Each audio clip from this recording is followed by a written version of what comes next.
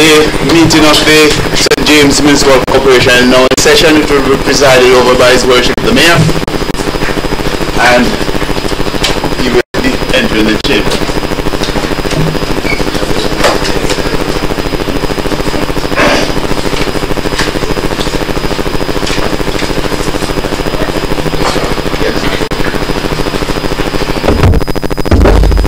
Good morning, ladies and gentlemen. Let us sit, please.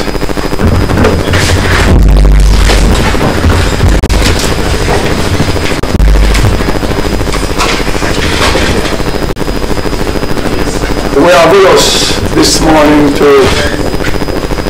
lead us in devotion, Pastor Charles Brevet, no stranger to the pastoral circle in Montego Bay, and a man from the Seventh-day Adventist faith.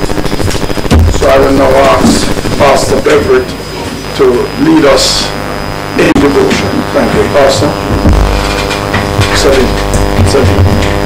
Thank you, Mr. Mayor, sir, Mr. Minister, ladies and gentlemen, good morning. It is by mere coincidence that I have been asked to do the devotion this morning on the same morning when the uniformed group behind there are from my alma mater, the Harrison School. And talking about school, I believe that I ask you to join me in singing one verse of a song that you should have remembered from school. You would not let your tutors down. Father, lead me day by day, ever in thine own sweet way. We'll sing one verse of that song. Father, lead me day by day, ever in thine own sweet way. Teach me to be pure and true. Show me what I ought to do. Thank you very much. I pastor Glen Devon and Lord Seventh-day Adventist Churches, and I serve as the Stewardship and Trust Services Director of West Jamaica Conference of Seventh-day Adventists. For devotion this morning, I turn your attention to a passage in 2 Chronicles chapter 1. David was no longer king, and his son Solomon was appointed as his successor. That night of his appointment, God appears to Solomon as narrated in the passage and asked him, Solomon, now you are appointed as your father's successor.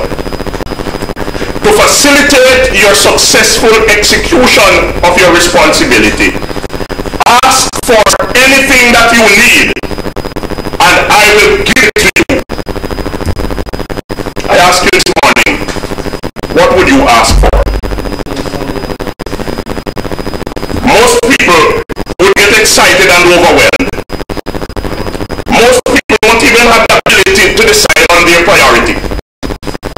Romans 8:26 says, we do not know what we should pay for. But what we're sure is that the requests reveal our character. And so Solomon rose to the occasion.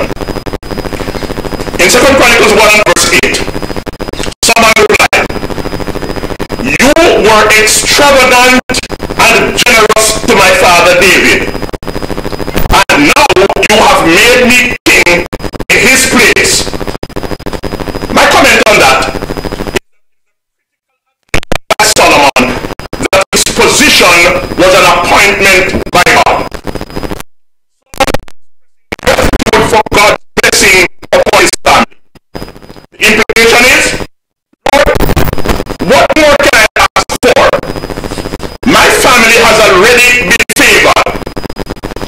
Ladies and gentlemen, those of us who sit in positions of authority must realize that for most of us, I'm not talking about the minister and the mayor, but for most of the others of us, the positions we occupy are incidental, and especially for people like me, circumstantial acts.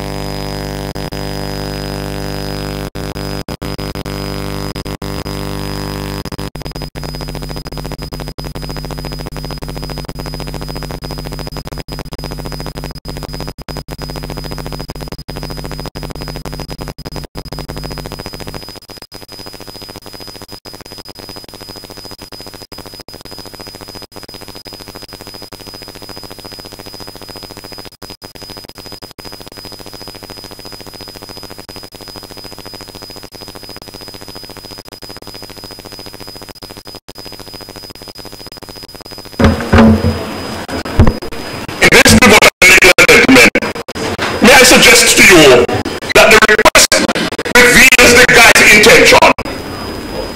And what he did not ask for shows the man's heart. The way he asked shows the man's grace and trust. And the reason he asked showed his motivation. He wanted to serve. And what he asked for showed that he wanted to remain humble. He was bigger than himself. He loved people. He wanted to bless others. So if we should extrapolate from that, if the Lord were to ask you what you want in order to serve where you sit, would you want riches, popularity, or fame? I believe that all of us in here can agree. But one thing that we can ask for in concert is peace and safety and security and friendship and love to rule the streets of St. James again. One thing we can agree that we can ask for is that battle cries will be pied down, that weapons of violence and crime will be retired. If the Lord were to walk in here this morning and ask us, what do you want me to give you so that you can effectively execute your responsibilities at ground level in St. James? I believe that we can all agree that among the things we can ask for, priority ought to be that gangs and gangsters can broker truce that will make the West friendly and safe and secure again. That we can love our enemies, for we lose our enemies when we make them our friends. One thing we desire is that the parish can love and desire and delight in peace.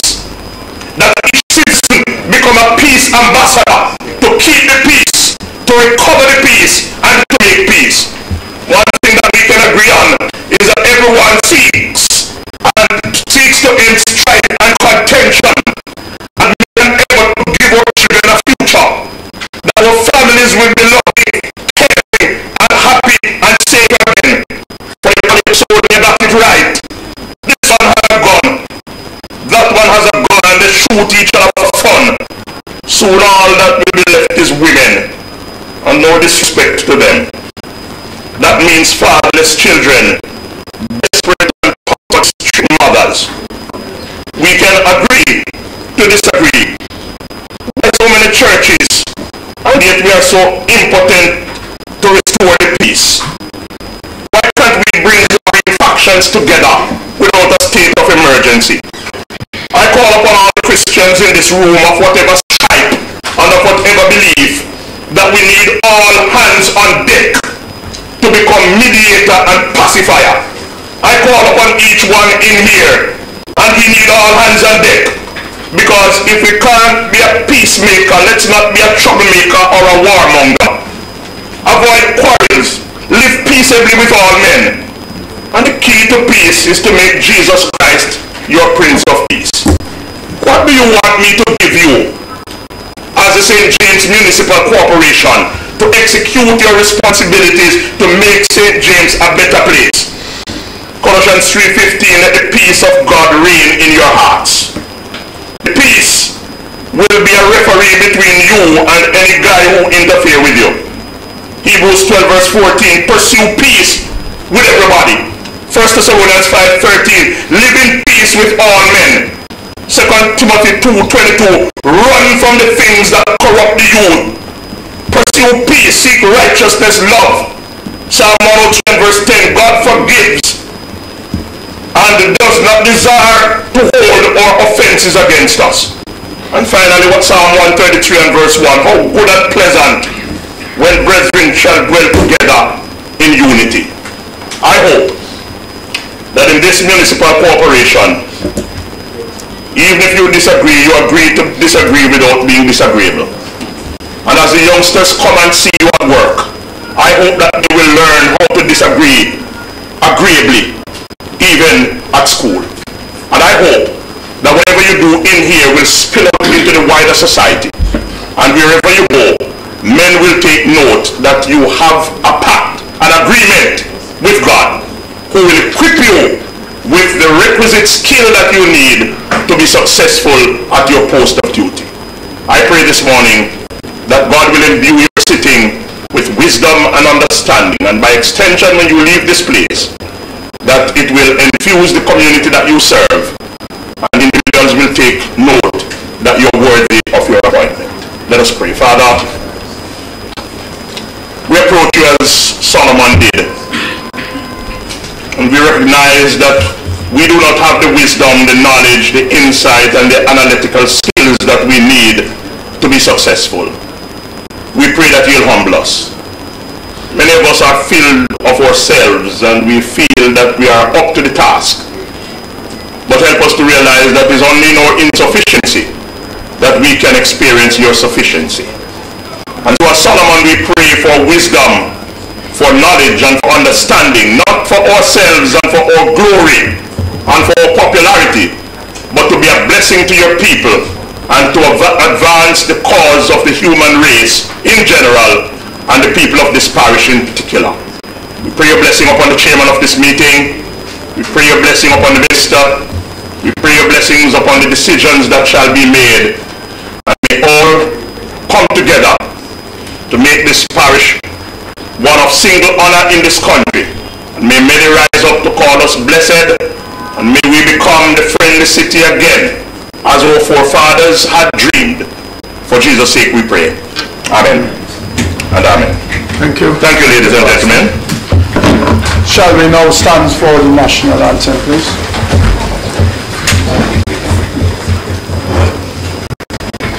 After 3, 1, 2, 3.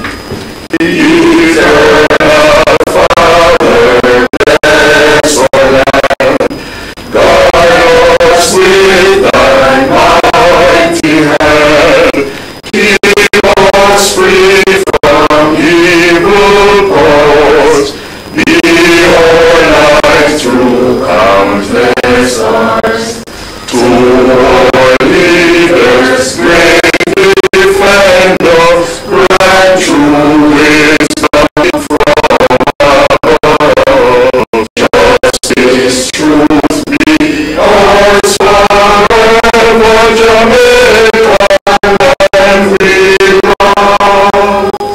Jamaica, Jamaica, Jamaica, and we love. Teach us true respect for all. Response to duty's call. Strengthen us, help me to cherish. Give us vision, lest we perish. Knowledge send us, Heavenly Father, grant true wisdom from above. Justice, truth be ours forever. Jamaica, and we love.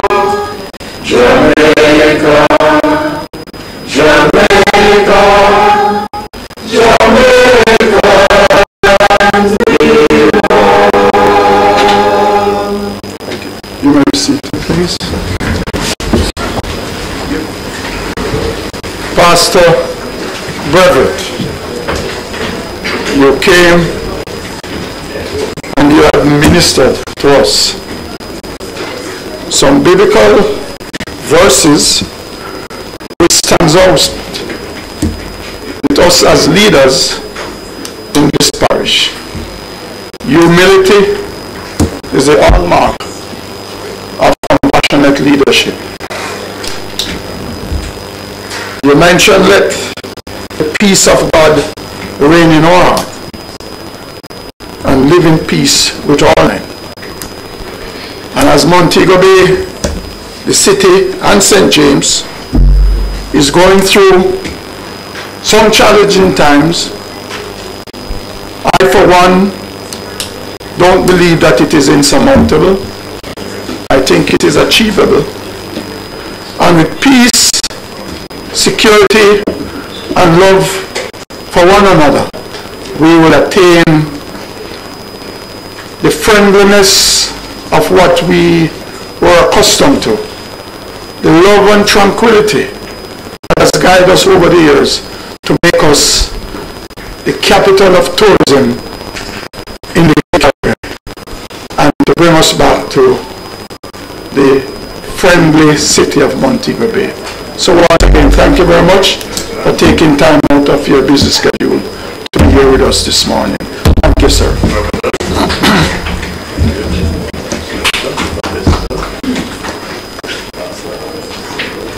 Can I have a notice convening the regular monthly meeting?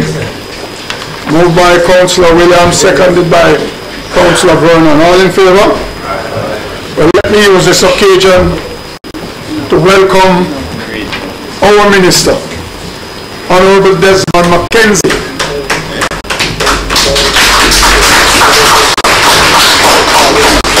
Minister of Local Government and Community Development, and his staff for being here with us today. And not only being here with us, but we have seen Christmas in April, because I've seen a lot of gifts hanging in front of here, and I know you will be too happy to make that presentation. I must recognize our Chief Executive Officer and all other heads of department at the St. James Municipal Corporation. I must also recognize Dr. Joan Dove, PDC representative, Mr. Lennox Campbell from the Ministry of Health, Public Health Department, Mr. Dalton Doman from the Fire Department. What did I say? You know, I must. Is there a Lennox Campbell in the house? Mr. Lennox Wallace, I mean, to be here with us, and I've seen also Mr. Garnet Edmondson, the Regional Operations Manager for National Solid Waste Management Authority. Councillors who are here, members of the gallery, and I must make special mention of the future, the kids from Herbert Harrison Memorial Prep and Kindergarten, who are here with us today. You know, they came into the office to visit me this morning, and if I wasn't sure of my future, or where the future of this country will be going, I am now convinced that we have the right people to take over from us when we shall have left here. So once again, thank you very much for being here, and I hope that when you shall have left here, you will have learned something new. We have an agenda. Is there any apologies for absent? Sorry? Ms. Marsh, she'll be here in a little while. She had an emergency which has kept her away for a few minutes. Okay. Mrs. Marsh, make a note of that. I know she's always present. Can I know of... Oh, sorry. Okay, thank you. Make a note now. That's for apologies. Absent. Can I know of the minutes of the monthly meeting held on March 8th? Amendment and confirmation, Mr. Lee. Seconded by Deputy Williams. Matters arising from our monthly meeting. Mr. Chairman. Yes. Make an unusual request because Minister is here and there are a lot of matters that one could anticipate will be on the agenda. If I could move an unusual motion to ask that the matters that are on the minutes that you deem not too pertinent for this meeting, if they can be deferred till deferred. So that how long I will defer? Yes, you're seconded. All in favor? Listen, man, the minister is here now, so we have to. Okay. So we will now look at the matters as it relates to gullies. I think we can differ both the north and south gully. I know they have been given some attention recently. Those within the parish, we could also differ those. North Coast Improvement Project, Long Hill. I hope that those estimates has been sent out. But I'm sure that there's one here that you would want me to differ, because we know it's something that impacts on the ministers as it relates to requests for funds from the equalization. And that is a long-standing issue we have, and we have a number of those roads requests that has been sent to the ministry. But as we were told on previous question that we are not in possession of infinite capital, so we have to wait until funds are available. But I'm sure that solid waste matters, we will not defer solid waste matters, so we will now take from the regional operations manager as it relates to solid waste matters, and Mr. Edmondson. See your turn now, sir. Turn on the mic. Mr. Chairman, ministers, councillors, heads of department, visitors, morning. Our usual policy to clean our town centres by or before 8 a.m. continues. As a matter of fact, we are pretty proud of that we have achieved cleaning and collection of our major town centres throughout the period. Our scheduled residential collection, however, did not see a smooth operation this period. Last report that we made here, Mr. Chairman, we had our operation running quite smooth, but with our units, our contract units not standing up to the challenge for this period, we see some 80 communities went into backlog of 210. Nevertheless, we put in this the additional resources that were needed and adjust our schedules to mitigate against this overwhelming backlog. Today we stand where we are down to 40 communities as we speak now in backlog, and by the end of the week we're projected to see only 10 remaining in backlog going into the following week.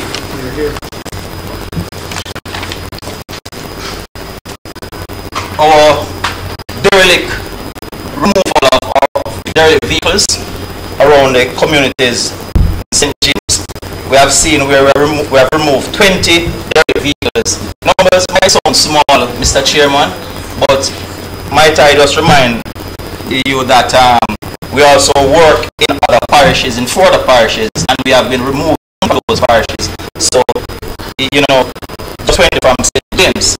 We had a small fire at the landfill over the period that having to do with the tile cell. Where it was set ablaze. We want to thank the fire department for their efforts and our contractor who aided, and we put the fire out under 24 hours. We have looked at how we stock tiles at the landfill, and we have now changed that operation, and also we are researching methods of disposing tiles that will be a long-term fix, but we have put in place a short-term fix as it is now, Mr. Chairman. We continue to see some amount of illegal dump sites, and we are cleaning just the same way, but to bring to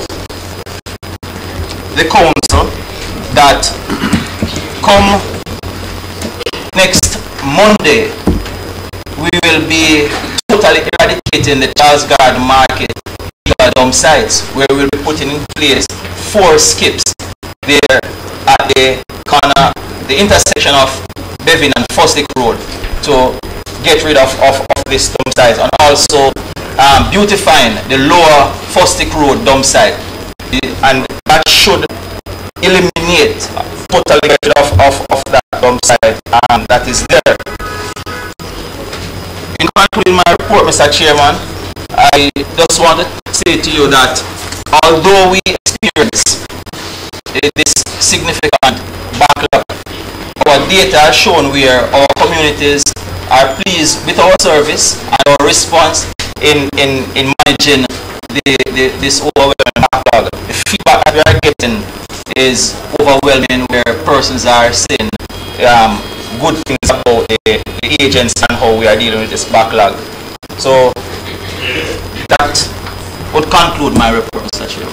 Thank you very much. I will accept 2 questions only, but before I accept the questions, the children from Harrison Memorial, they have spent some time with us, and I think that they want to leave us now. So once again, thank you, Teach, for taking them here. I hope that you have learned quite a lot on how the St. James Municipal Corporation operates. Once again, thank you, and you may leave. Thank you. Good.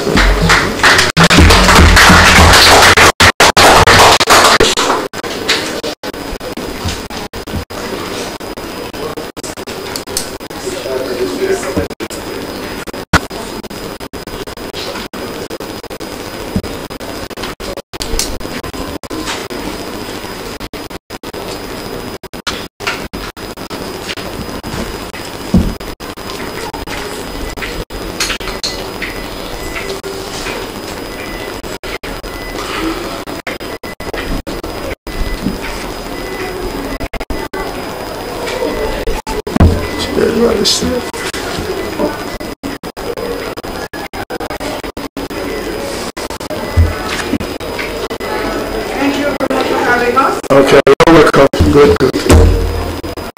Yes, I will entertain 2 questions or comments to the Regional Operations Manager. Chairman, to Mr. Edmonds, I would just like to find out from him what is short-term fix for the disposal of the tires.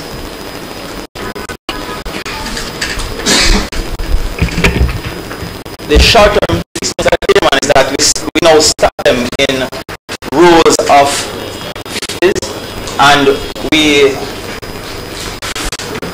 put between these rows soil and mold. So what will happen is that you will not really see an exposed tire cell. It will be, you'll see the top layer of the tires, but it will all be covered with solid material, and that should eliminate, that will totally eliminate any possibility of fires. You could actually walk on the tires because of how they are stacked now with the soil material. Councillor Murray. Thank you, Your Worship. Mr. Edmondson, at our recent public health meeting, the issue of night collection was discussed. For those communities that are in backlog, is there any possibility of having that method being used to deal with that? Mr. Chairman, as I mentioned in my report, that we have changed some our schedule to deal with this backlog. One of the changes that we made was to include at least 3 night collections to ensure that we can collect some of these communities. And with what is happening with crime, we're seeing a much safer community. My team work in some areas that we normally would not work. So yes, we will be going into some of these communities also. Okay, thank you very much, Mr. Edmondson. I can see from your report that your collection pattern is being improved, and I can tell you that I am getting less support, but I know you need some new trucks, additional trucks, right? And that would have eliminate the complaints. Say it, man. I don't understand you. Yes, Mr. Chairman. Yes. All right. Of course, what it takes us around 44 trucks to totally satisfy WPM. As it is now, we are nowhere near. We have no idea what you have. No. What we need to know that the minister will take St. James in consideration. Okay, thank you. Thank you. Report from the police. I notice the police is not here, but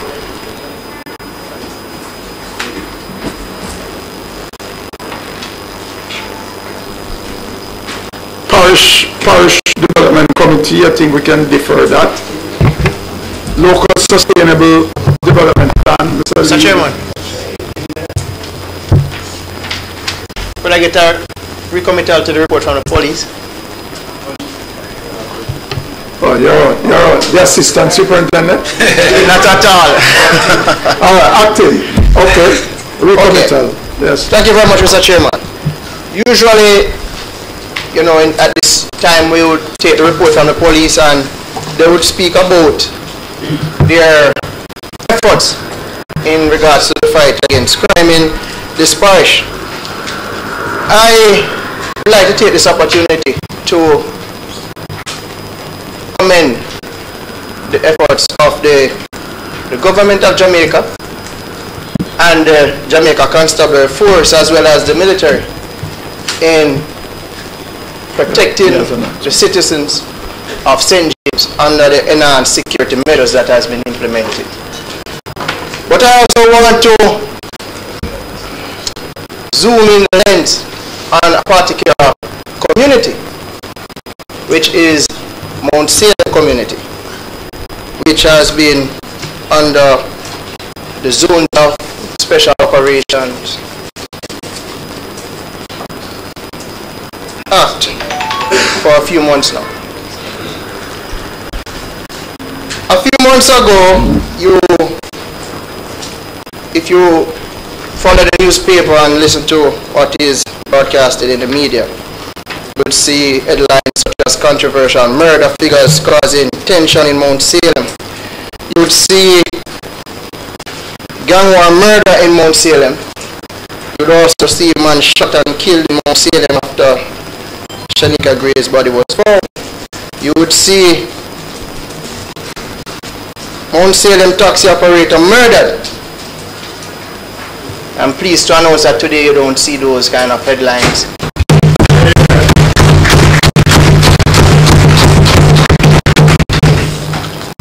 What we are seeing today is a multi-pronged approach implemented by the government of Jamaica. And I like to look at it as the collection of arms being the lesser part of ZOSO and the social intervention being the major part.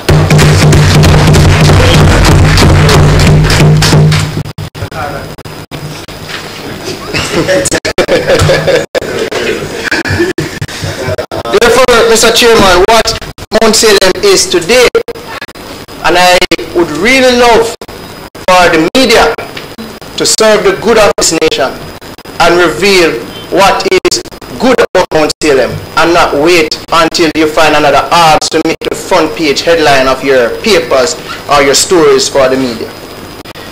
As Mount Salem is today, there has been a massive cleanup where they had 24 truckloads of solid waste removed and 79 residents employed. 20 residents trained as curfew monitor. 2 community services fair held, over 2,000 services provided along with health and dental checks. 97 students received back to school supplies and 210 birth certificates were distributed. The St. James Public Health did a community-wide rodent control exercise and all the main drains were cleaned as well. There was a major community talent show and a fun day. 25 community animators were trained. 100 persons received supplies through the Mount Salem SDA Church. 115 households were regularized by the National Water Commission. And now, what ZOSO is doing is changing gear, because now coming 2 miles of main road will be rehabilitated in Mount Salem.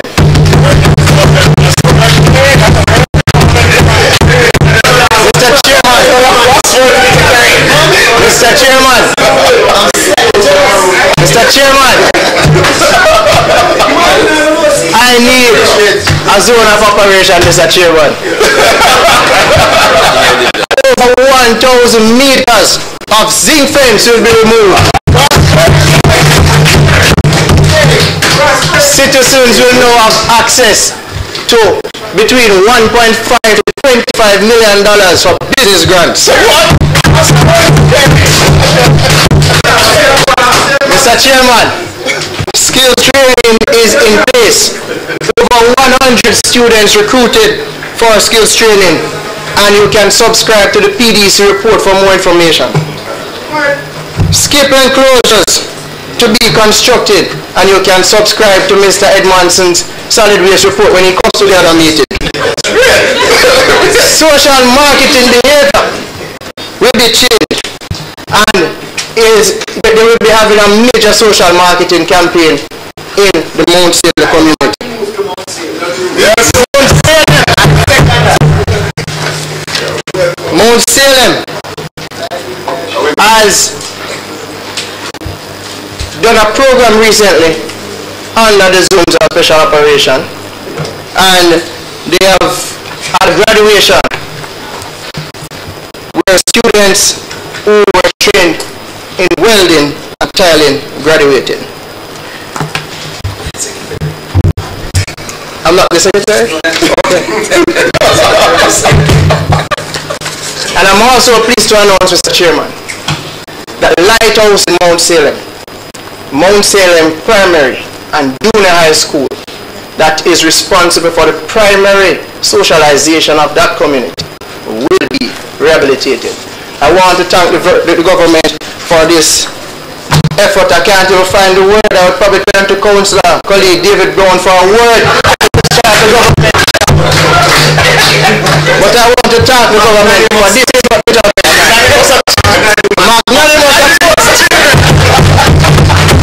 Mr. Chairman, the zones of special operation is a success. It is working. Thank you very much.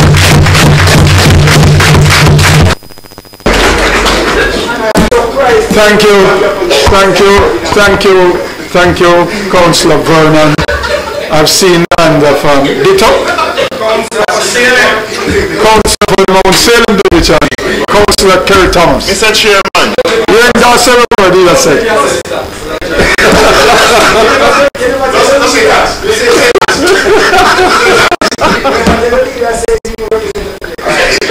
Mr. Chairman,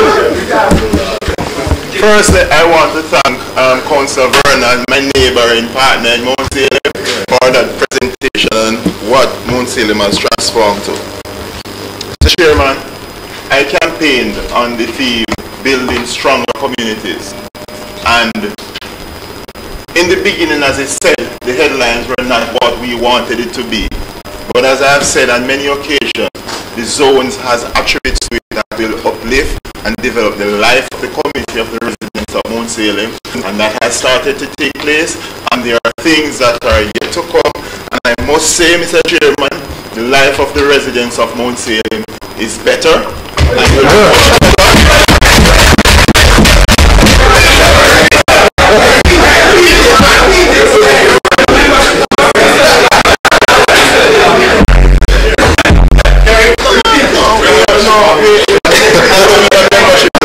I don't need a membership form for that. Mr. Chairman, so I will say to you, on the behalf of the residents of Mount Salem, we welcome all the intervention and we welcome the upgrade and development to the community, and we look forward to more. We look forward to the titles for comfort land. We look forward to the progress that is made in the community as we move from strength to strength. And I do hope we see a similar thing throughout many of the other communities in St. James, that in intervention and some additional attention. Thank you. Thank you very much, Councillor Vernon and Councillor Thomas. And it shows when you have bipartisan approach, when a government takes a bipartisan approach, it can filter down even to the different political representatives. So Mount Salem is a success. We want the government to know that the citizen of St. James, the political directorate, has accepted and acknowledged that the zone of special operation that was declared in Mount Salem and is still in Mount Salem is a success, and the people are well pleased of what is being unfolded there. I will accept all the report as being read. It has been circulated, and I'll accept it as being read. I don't know if there's anything that the VP want to say. Councillor Cook, is there anything that you... Okay, thank you. Thank you. Local Public Accounts Committee, is there a report? Mr. Chairman, thank you for asking. The LPAC was postponed, and it's now scheduled for the 19th of April at 2:30 p.m. And so after that meeting, I'll be able to give a more comprehensive report. Okay, thank you, Mr. Lee. Can I now have the report from the St. James Fire Brigade, Mr. Dolphin Doman, Superintendent. Thank you very much, Mr. Chairman. Mr. Chairman, Honorable Minister, Councillors, other members of the St. James Municipal Corporation, other members of agencies attending, members in the gallery, members of the media, ladies and gentlemen, good morning. Well, my report not been circulated, Mr. Chairman, but I want to point out that our main unit was out of the parish for repairs. Yes. At the time of my last report, is back with us now. Yes. So that's an improvement for us in relation to last month. Yes. I have no further information at this point in time regarding the fire boat and the station. No additional information. So you have additional information? Not at this point in to time. say that where you are now is very inconvenient and... Well, that was... It's okay. I've just seen that. You can... Okay, sir. Okay, sir. Complete your yes, sir. presentation. Right, sir. The matter of the fire hydrant at Montego Bay High School, as requested by Councillor Sinclair, we are still awaiting some assistance from the NWC as to when their equipment will be available to assist us on that one. But as soon as they are ready, we will be dealing with that one. Sir. Okay, thank you. The one which was pointed out at the Barnett Street through you, sir, to Councillor Sinclair, which was a hazard in the sidewalk, sir, we have removed that from the point. So if there are any other questions and any other points that would like to be cleared up, I'm prepared to take such. All right, I will allow 2 questions to Superintendent Bowman, Councillor Lynch. Morning, Chairman. Mr. Doman, at the recently held disaster committee, I made mention of a fire hydrant that is still laying on the ground on Top Road. Could you give an update as to the necessary repairs and when it will be done? We are in the NWC with that one, Mr. Chairman. So, firstly, to identify the main, because that one seems to have come off some. They had removed NWC. We need to identify the main and type of fitting so that we can acquire CM to match what is there at present. So we are dealing with that one. We should be dealing with that one in short order as well. I would ask that that process be expedited, because I think that is the only fire hydrant along that stretch of road. I don't know if you have.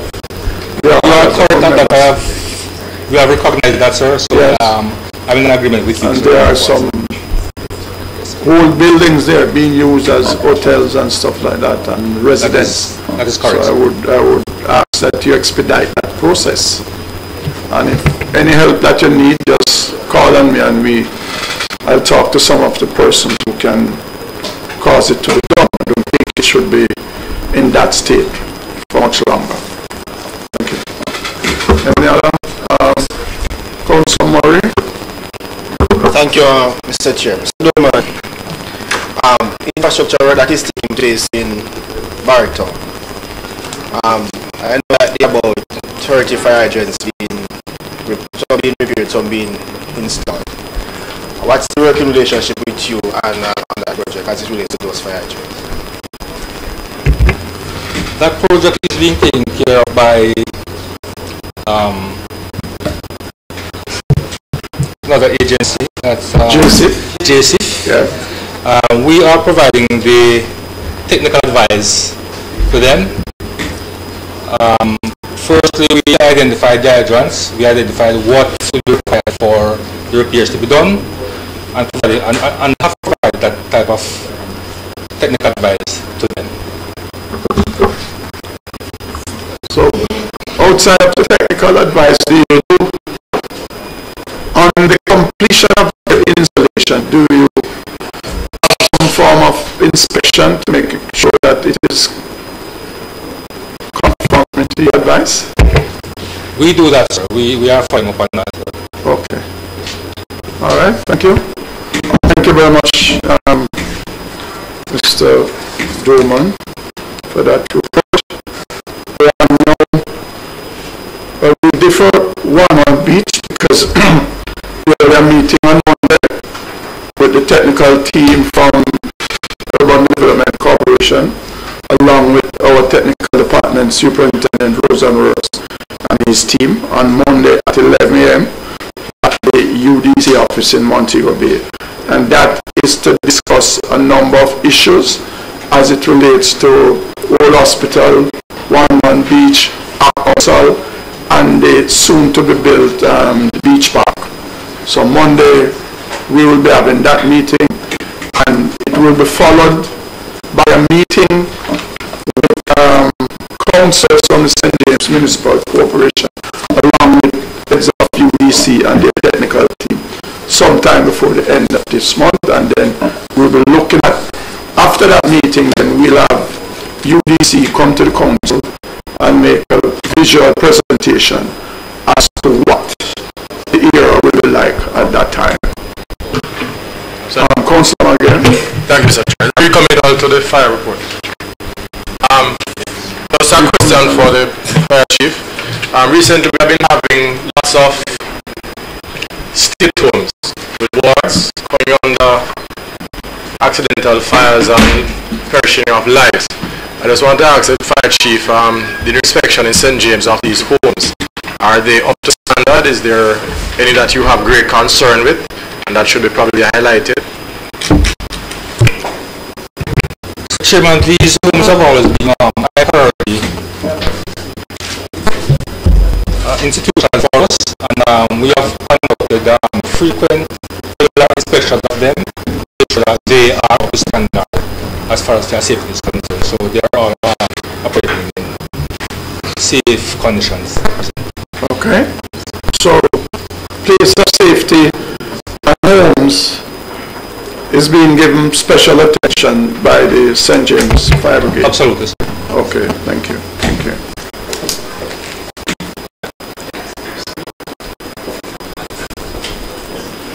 Q1 committee, we will defer that also. Street lights within the parish, there's no representative from the Jamaica Public Service here today. But can I get a report? If there's any from Mr. Mangu, do you have anything to?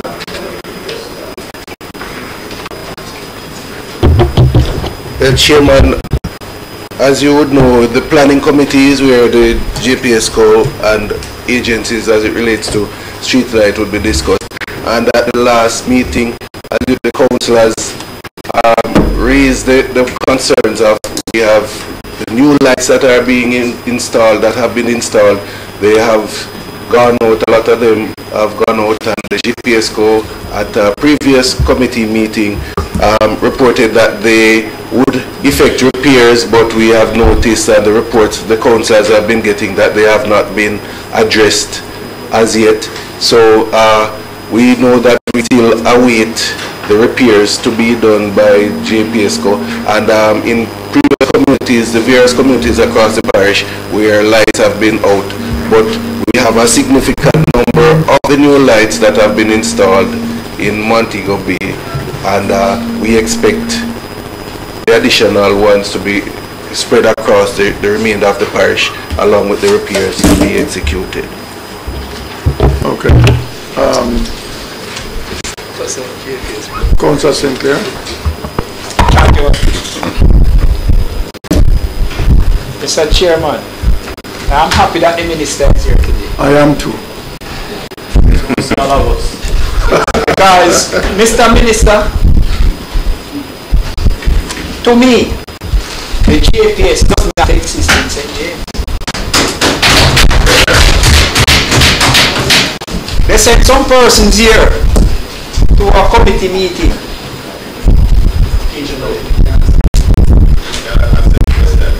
And they may take a report, but they don't see no follow-up action. They post that they have put in how much percentage of these new LED lights. 6,000.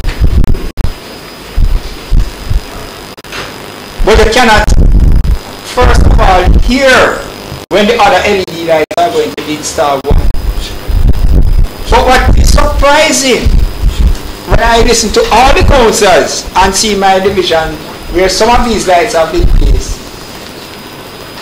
the lights have gone out of service,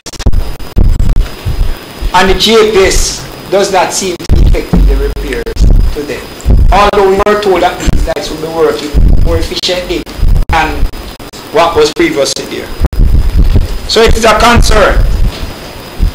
And sometimes they throw back at us a comment which I say, if we check this, if we check it properly, when they say we owe JPS, and I don't know why some persons who are in higher places tend to agree with them,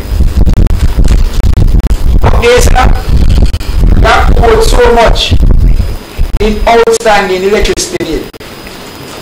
But when you check it, from my time here, from 2003, we can say on a constant basis at least 30 to 40% of the lights in St. James have never been working.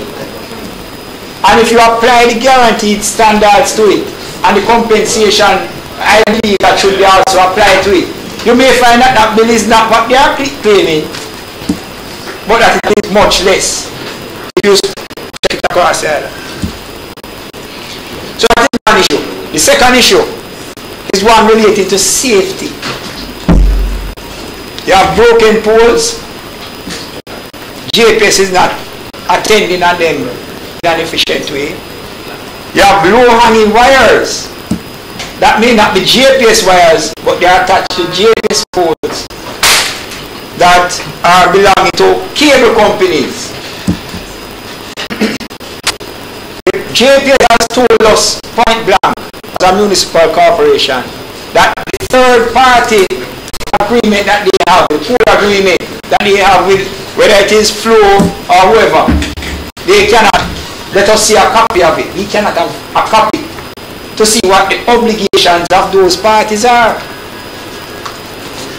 In my community, a community that I represent, I ensure the resident had to use a bamboo stick to catch up the cable so that he could go into his yard, because the cable was hanging so low from the pole. You drive on the Gloucester Avenue, you see all types of cables hanging down. It is unsightly, it is unsafe, and you're not getting a response from the GPS. safety issues arise because vegetation grows into the wires. Some people call me and tell me that you have shortage affecting their equipment in the yard and you have fire gashing from the pole. In Francas, I have reported a particular incident to the manager because I escalated from the lower level. They're not responding. I went to the manager. He's not responding either.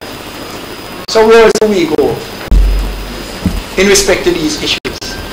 So I think that there need to be a hauling up of the JPS in respect to their response, in respect to their attitude to complaints. People call them, they say call the council, but the council call them and say in the report, nothing do happen. So the council get the blame for the not working street light, the safety issues that we speak about. And that cannot be right. So I'm asking you, sir, if you would crack the whip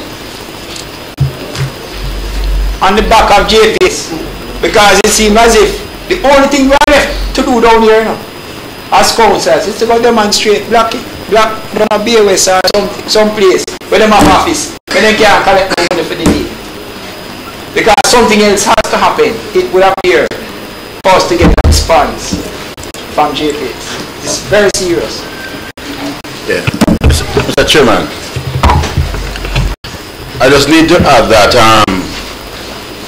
at our last meeting with JPS out in Bow, they indicated that as soon as they install the LED lights, rural communities such as Maroontown and many others, they will be using the old lights as spare parts for those that were removed. They'll be using them as spare parts in these areas. And to date, we have not seen JPS boast that they have installed over 6,000 lights in St. James. However, we have not seen one of the old lights being used in the rural communities. And I am reporting that in my division, I have over nearly 200 street lights not working. And no matter how we call JPS, they fail to respond. And I believe, Mr. Chairman, that we need to take a serious stand and step with regard to these lights in these rural areas in particular. Mr. Chairman, last comment from Councillor Thomas. To drag the point out, what I find fascinating with these new lights, JPS reports that all the LED lights were installed by contractors, right? Which means they must have a contractual agreement with the contractors. And we have so many of them that seems to have poor connections, because sometimes when you check them back, it's really the wires based on what one report has said, poor connections and a poor job was done by the contractors. How hard it is to go back and tell the contractor, go back and check all these lights that you have just installed because they are not working. I think it's a simple command, and I think really JPS is really taking us for granted now. Mr. Minister, if I had allowed all the councillors to speak, they would have similar complaints. I myself, same complaint. JPS is not serving the community of St. James well. We had a meeting with them some 2 months ago, and they had committed to us that they will be starting up some repairs work across the parish.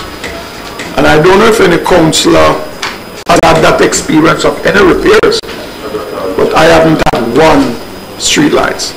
So we are having serious problem with street lights from JPS.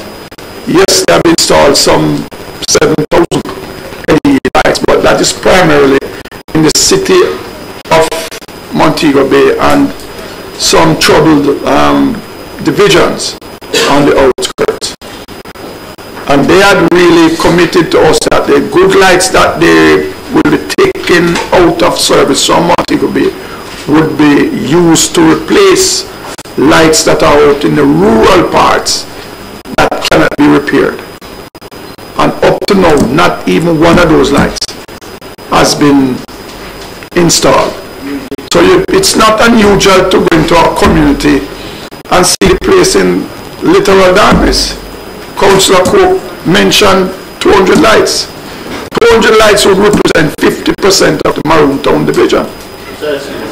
And I'm sure that that can be replicated right across the parish. So, Minister, we are having a serious challenge with the Jamaica Public Service in this parish. And as Senator said, you're at the right time. Resolutions. Mr. Lee? Yes, we can defer resolution as it relates to concrete mix levy. We have been having a problem, and it's not only St. James, Minister, and probably I don't know if we need legislation, because right along hilly terrain in St. James, you find out that these mixer truck concrete spill over into the road. You're going up Red Hills, it's there. You're going up Westgate Hill, it's there. You're coming up High Level Road, it's there. I think we need legislation to really bring some of these concrete mixers, premix, under some control. It is creating a lot of problem for us. Resolution as it relates to lands and actions, is there a new development and that? Is the titles ready yet, Mr.? We can differ. We will differ also, and I'm sure the minister have this one in his possession. Reward for committee chairman, municipal police.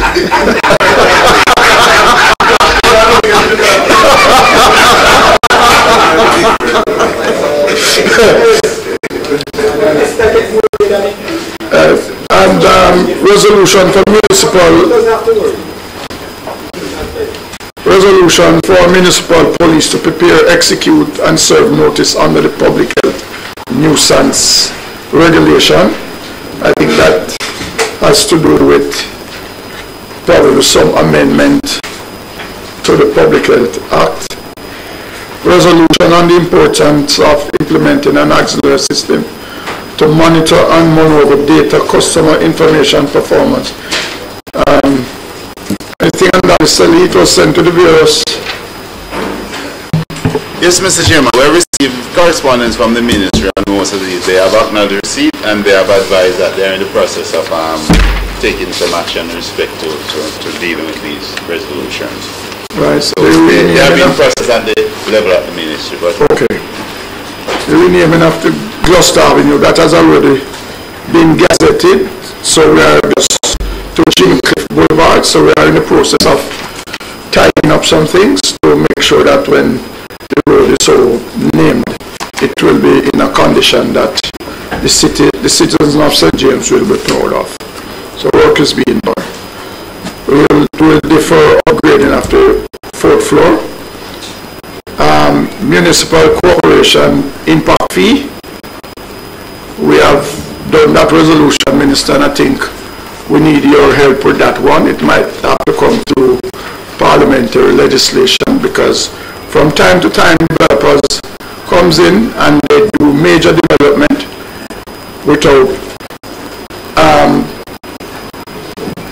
us looking down the road to see what will be the result of some of these development. And what is really hurting us now in St. James is some of these developments that has taken place some years ago is now becoming a major problem to our existing infrastructure. So we are seeking to have impact fees be levied on these developers as a part of their approval plan. So we can have some money in an escrow account that we can use to do further development when that time comes. A resolution which we have done recently as it relates to drainage in and around Montego Bay. There is no doubt that the existing drainage in Montego Bay needs to be looked at. What is happening now is that what is there now cannot the stormwater runoff when it rains heavily. And Montego Bay will have to really look at how the drainage system is operated in this city. There's also a resolution as it relates to NWA repairs, and we have sent a resolution, Minister, for us to be in charge of all road patching exercise. They can do the major infrastructure development, but when it comes to road patching exercise, we are saying that our superintendent department with additional engineer, we could undertake that responsibility without sometimes having to go through that lengthy procurement exercise, and we could really do much more in terms of getting rid of the potholes as they emerge across the parish. But there are some roadways which are NWA impacted roadways, which we sometimes don't expend the local revenue funds on.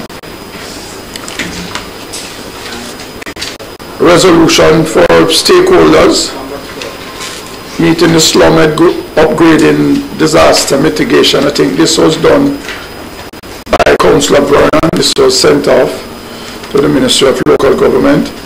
Suspension of, what can't we, no. Can we remove this from the Minister? Yes. Second by Councillor Cook.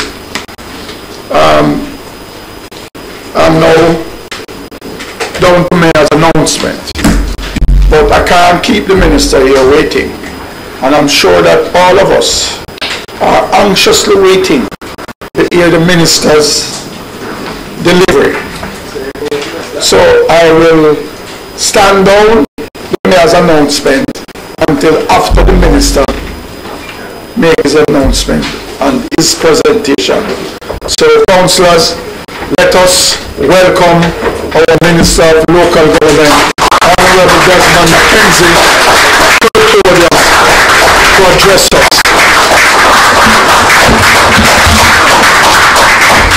And Minister, I must say to you, all 17 councillors are here. No, 16, sorry, all 16 are here. And I'm sure that wherever Councillor Chope is, it might truly not be careful. He's in spirit.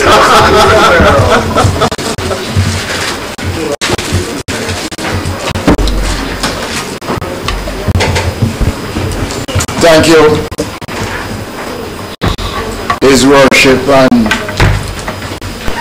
Chairman of the St. James Municipal Corporation.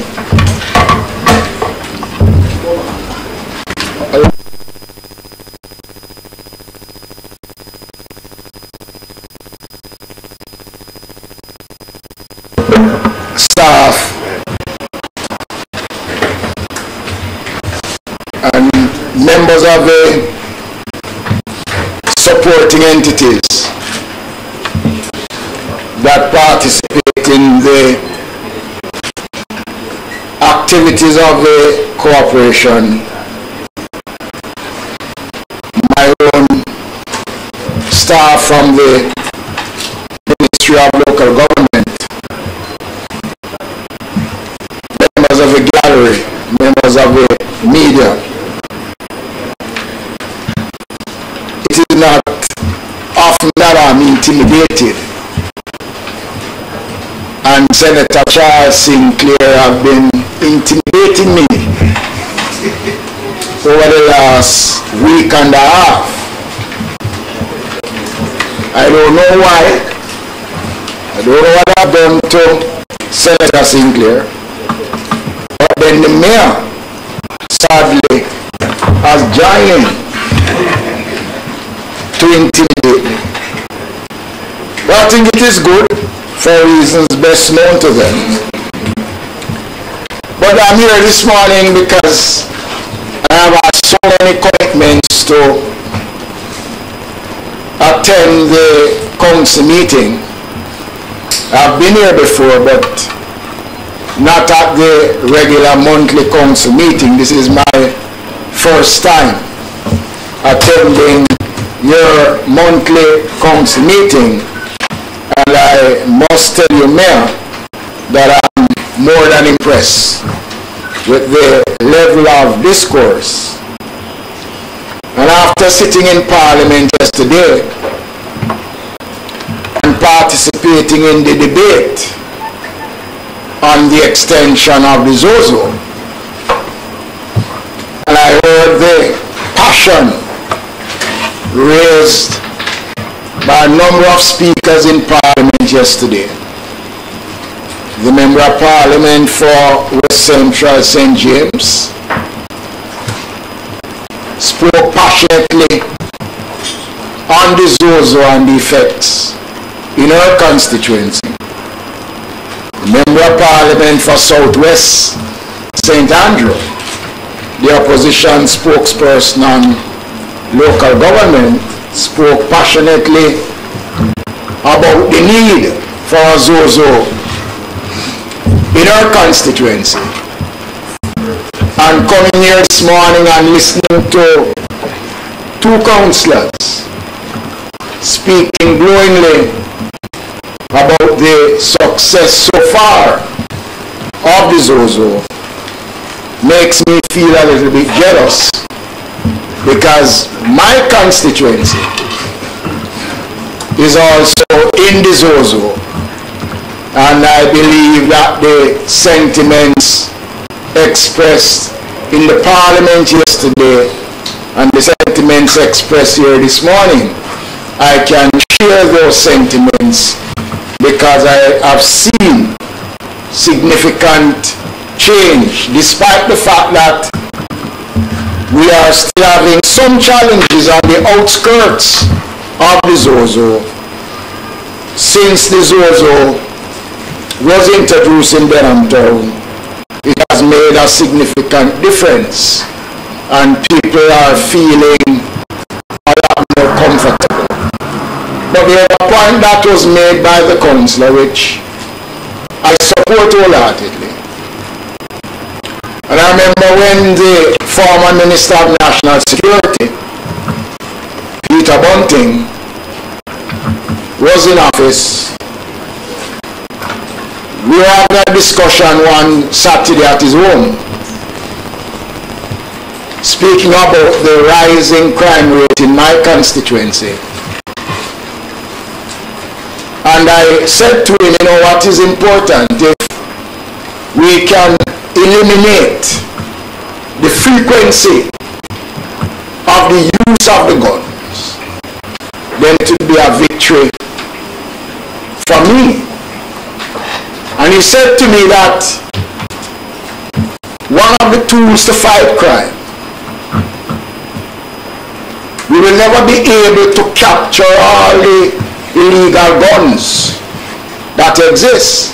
But the point that the councillor made, that you can't and you should never determine the success of the fight against crime based on the number of weapons that you recover, although that is significant. But if you can significantly reduce the use of the guns, then that in itself is also a success, and I share those views, Councillor. The last time I was here, it was not an happy occasion. The rains of last year did serious damage to the town of Montego Bay and surrounding areas. We made some commitments to work with the Municipal Corporation to ensure speedy recovery.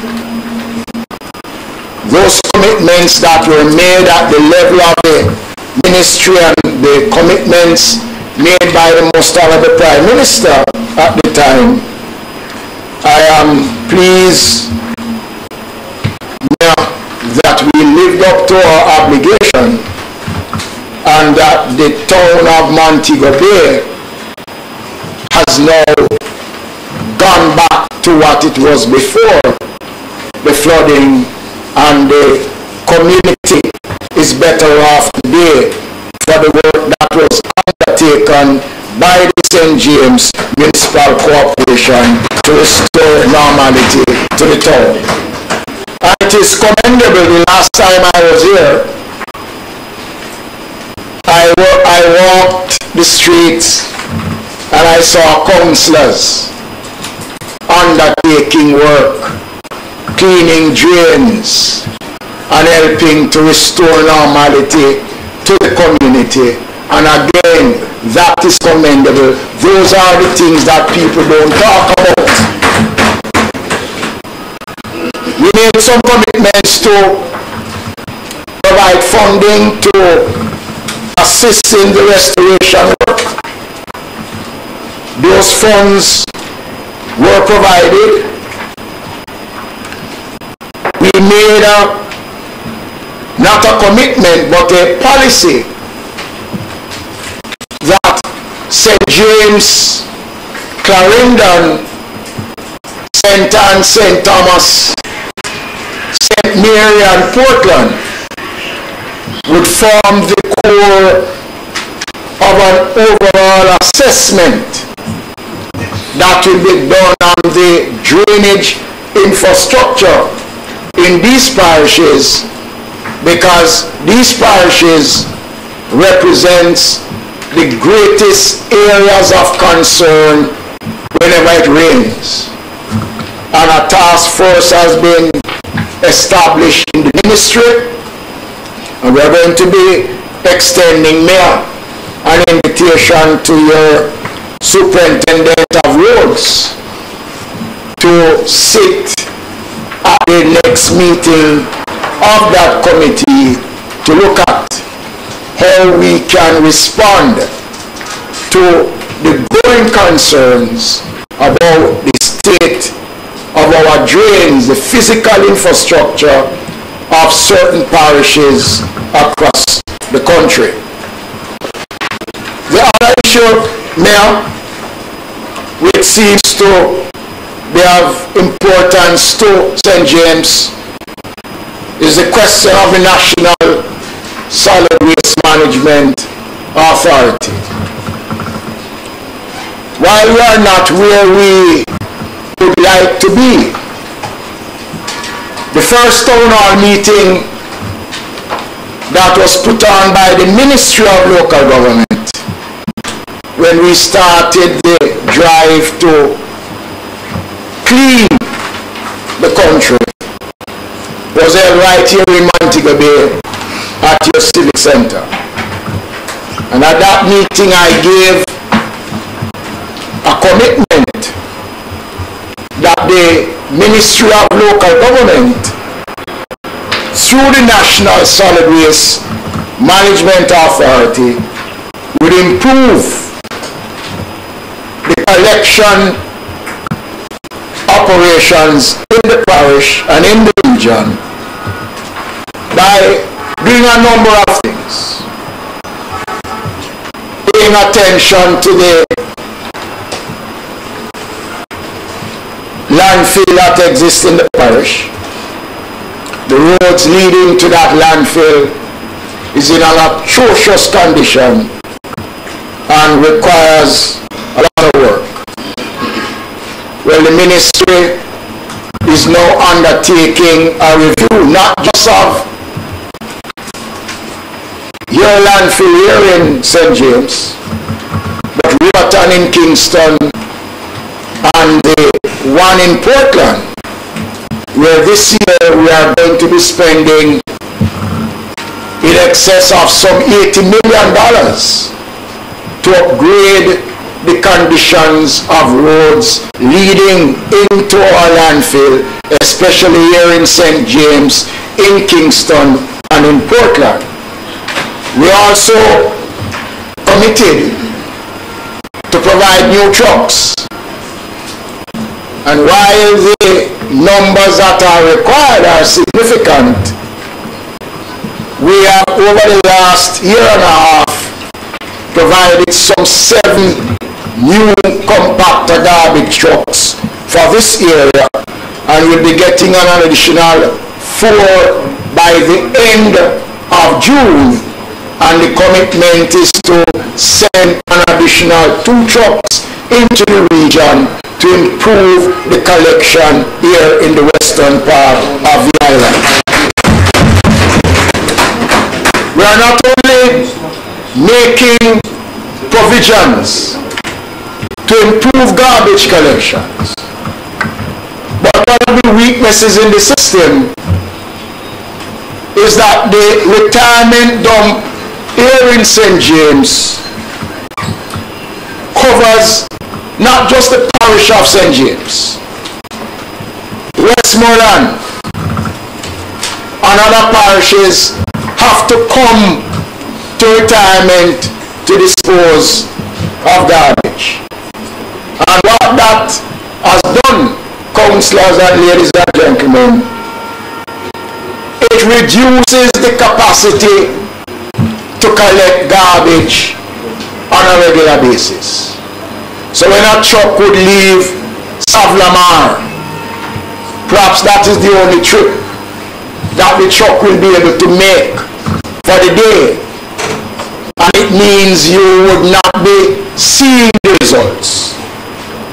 Well, the government this year, we have placed in the budget some $91 million to construct for the first time anywhere in the country a transfer station, so that the trucks won't have to leave all the way from Westmoreland to come. There will be a transfer station where you can dump the garbage and it will be transported from there to the main dump. It is going to be our first, never before in our history here in Jamaica has that been done.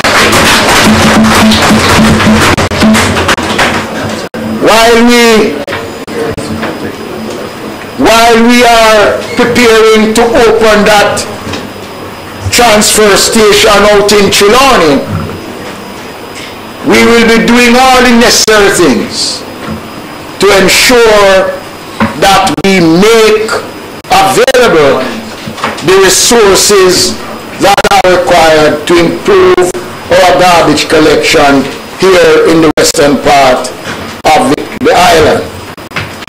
Mayor, the long-awaited fire station, I have spoken about it before, but I think I'm now in a better position to speak on the progress of the fire station here in Montego Bay.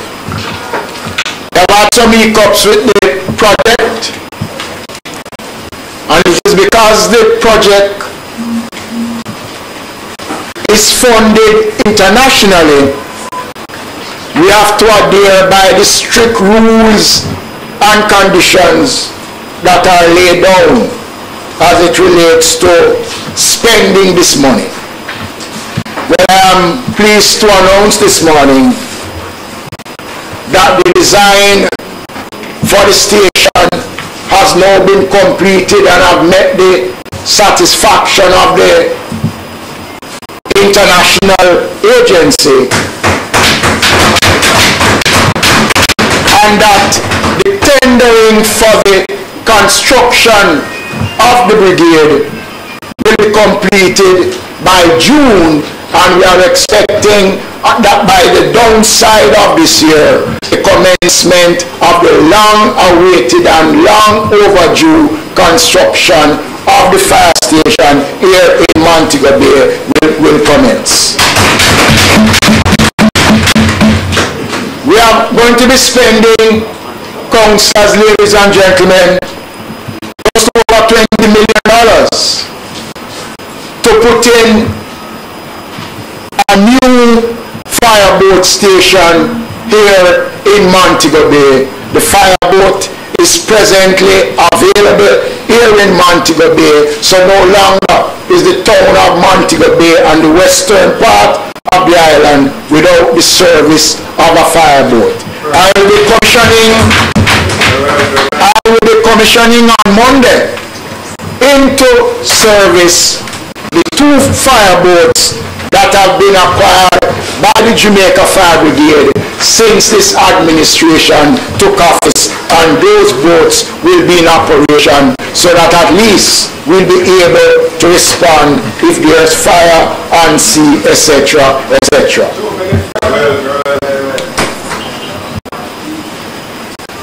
The question of streetlights is a burning issue, and one that I have concerns about. Those concerns that I have started from I was a councillor, got more intense when I became mayor, and I've got even more intense since I became the minister. Because rightly so, there are areas that we are not sure whether or not what is out there is actually there. And last year when we had the Youth Employment Summer Program, we did an audit of streetlights across the country, and the audit that was done was not a daytime audit, because in the day you can't do anything.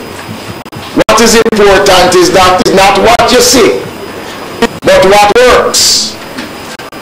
And we have almost completed putting the data together on the audit. I met the new CEO of the Jamaica Public Service Company a couple of months ago, and we had a frank discussion.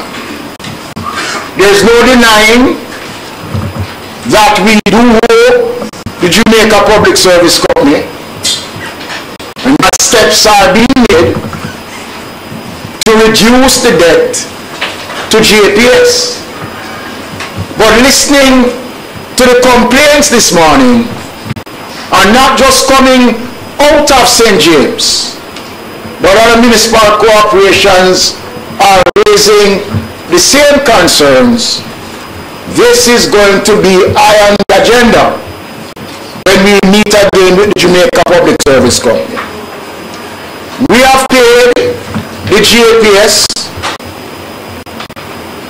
within the last 6 weeks $1.5 billion. We're going to be paying them the end of this month another $400 million, and in the preceding month we are going to be paying another $250 million. The funds that we are paying to JPS is making an attempt to reduce the amount that is owed, and they estimate that we are owing well in excess of $5 billion. And as the councillor raised the question, that figure is debatable. But we have an obligation to ensure that we live up to those requirements, and it is the proceeds of property taxes that is used to cover the cost of street lights and also to cover the cost of public cleansing. And when I look at the figures for property tax collection for the year just ending, not impressive for St. James, although there is an incremental increase over last year or the year before. The amount collected in 16-17 was a little over $773 million. And for the last financial year, the amount collected is a little over $866 million. So, when you look at the amount of properties that is here in St. James, a lot more needs to be done. As a matter of fact, the target that was projected for property taxes this year, last year I should say, we fell significantly short of the target. What is estimated to be the amount collected island-wide from property taxes for last year is a little over $8.5 billion. And we are targeted over $9 billion for the last financial year. But I want to make the point that if we are to deliver the quality of service that the country requires for garbage collection, for street lights, for the physical infrastructure of the country, then we have to see a greater response from property taxpayers for taxes that are owed to the government. It is important also, Mayor, that those of us who sit within the municipal corporation, whether we work here or we are elected, that we live up to our obligation and pay our property taxes. Because we can't be running down people to pay their property taxes. And while we're running them down, we have the taxes in our pocket, not paying it over to the government. So it is an obligation that we have to ensure that we are compliant. The other area of concern now is the state of the Charles Garden market. And I intend, along with yourself and your staff, to tour the market on Saturday. The government this year is providing $150 million to deal with markets right across the country. Last week I was in Trelawney, breaking ground for phase 2 of the construction of the Clarkstown market. Signed a contract values of $55 million last week also for the construction of a new market in Port Maria. Provided some $15 million to complete the work on the Black River market. An additional $30 million is to be provided to assist in Trelawney on the Falmouth market.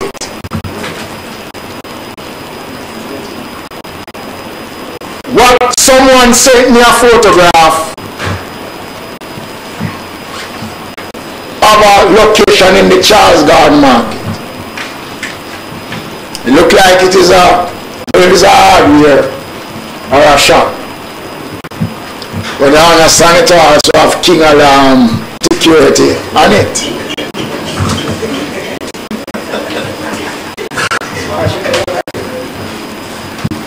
There are issues involving markets. And I am a controversial person, and I'm going to be very controversial now. In the parish of St. Thomas, Dallas market was leased to an elected representative of the then St. Thomas Parish Council. They leased the market to this elected representative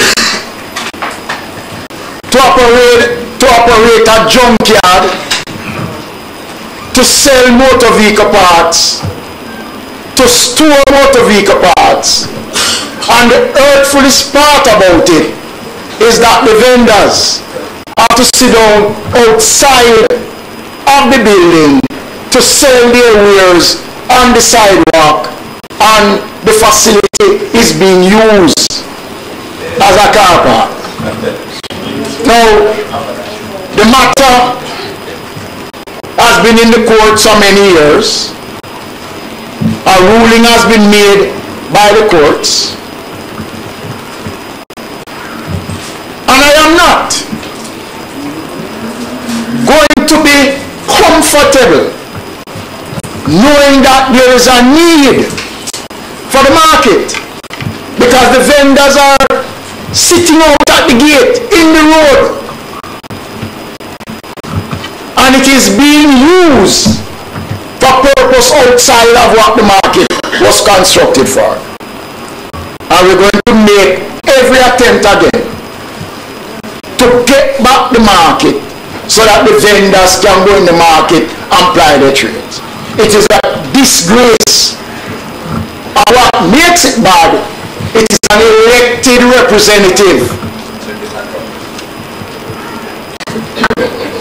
And I won't say any more about it, but I will use another forum to say more on it. Your Worship,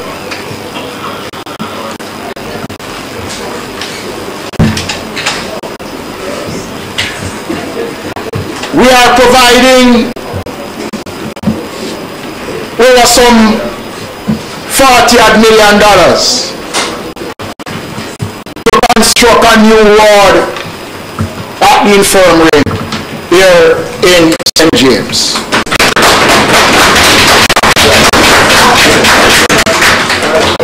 The drop-in center is presently under construction. And I am pleased to announce this morning that an additional $38 million will be provided for further construction at the St. James Infirmary.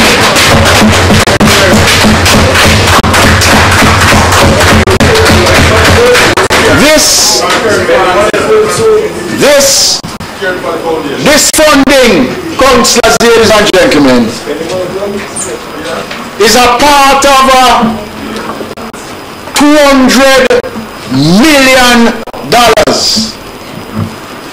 this administration will be spending this year to improve infirmaries across the country. Every infirmary across the country will see significant improvement this year. It is a joint effort between the Ministry of Local Government and the National Housing Trust that will be putting up this $200 million. And when I speak in the sectoral debate, I have a lot more to say on what the government is going to be doing to improve the conditions of infirmaries across the country. While we are doing that, we are also going to provide funding. We have money in this year's budget voted from the Ministry of Finance. And we're going to be supplementing that from property taxes and the equalization fund.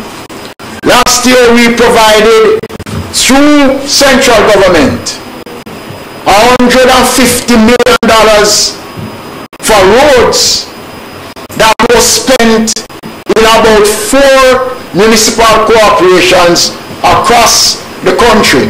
A commitment that I gave that outside of your regular PRF and your regular EQ requests, that we are going to be providing $25 million to each municipal corporation to do road work, and it's not money to be sprinkled out.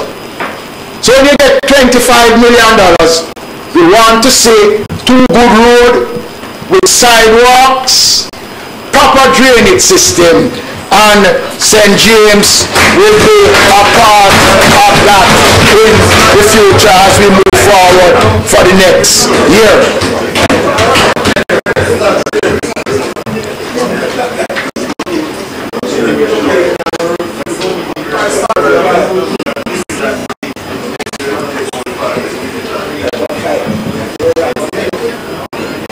Mr. Speaker, sorry, Mr. Mayor.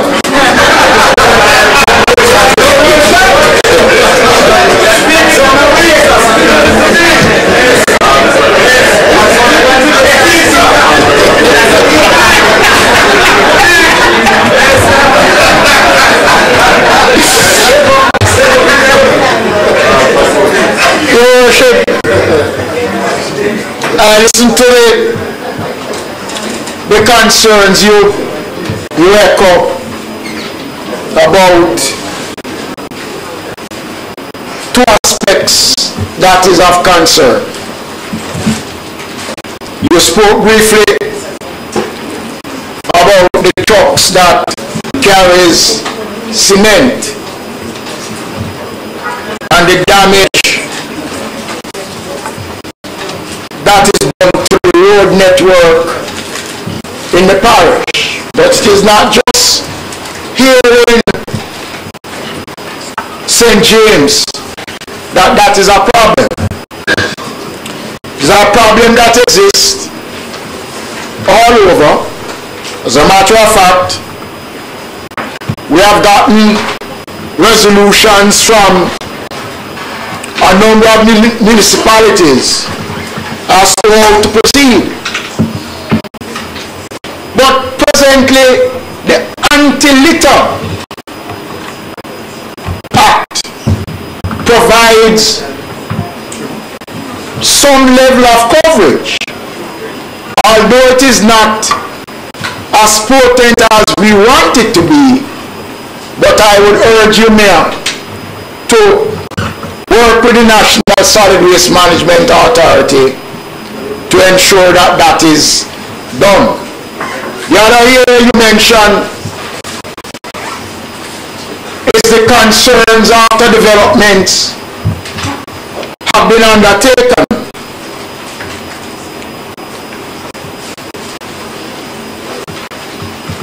You can look at it 2 ways, Mayor.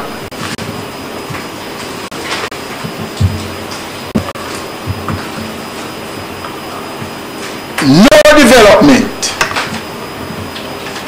should be accepted by the local authorities unless you are fully satisfied that all the requirements that was granted in the approvals have been met. Now, if those requirements are not met, then you have no right, no obligation to accept responsibility for the maintenance of those developments. But in the new building bill that was passed, there are provisions, Mayor, in that bill that speaks to what you can do to ensure that the development that is approved live up to certain expectations. It is a serious issue. When I listen to what is taking place in, I think it is somewhere in St. Mary or Portland, where the developers disappear, and then all of a sudden after 10 years come back making demands on residents when the development that was done was not done to standard. Let me make the point that the municipal corporations should never take responsibility, accept any blame for any development that has not met the specification as handed down by your approval. Accept no such responsibility. And while we lament the importance of working with the developers, it is also critical that you don't shortchange the process. You don't bend over backwards to facilitate any development whatsoever because they want to expedite the approval process. And you have an obligation to ensure that everything that you do is done in accordance with the laws that governs how you operate. Because at the end of the day, and you know, we are in discussions now with the National Housing Trust.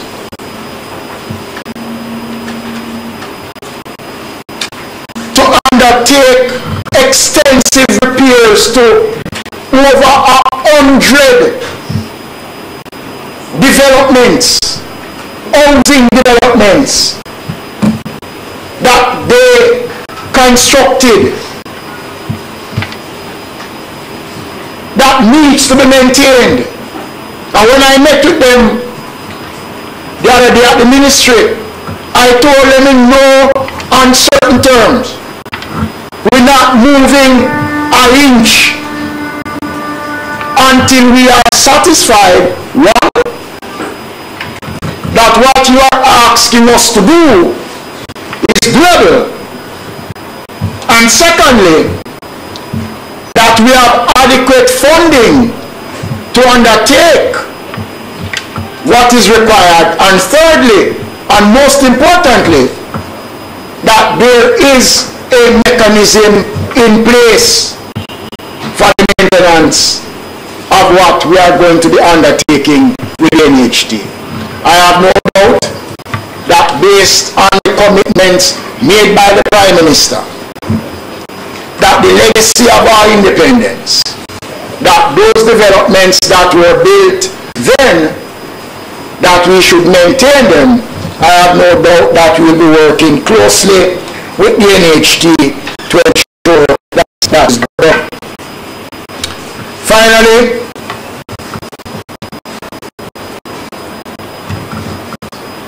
we're going to be making available, Mayor, based on the request, some $6 million to the Municipal Corporation for the trucking of water to critical areas of the parish.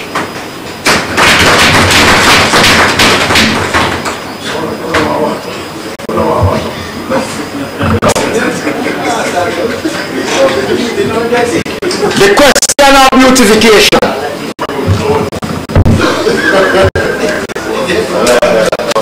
The question of beautification, Mayor, has been raised. You have seen signs where improvements have been made to sidewalks and other areas of the town. We want that to be extended as far as possible. We're going to be providing out of the property tax an additional $7 million to facilitate beautification across sections of the parish to ensure that the tourism sector is benefited from it.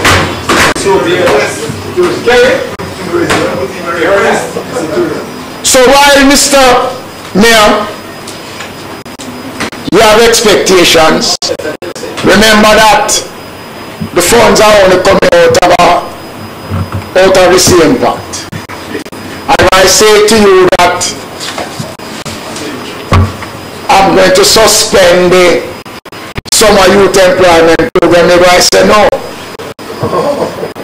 If I say to you I'm going to suspend the social programs or the administrative assistance, maybe I say no.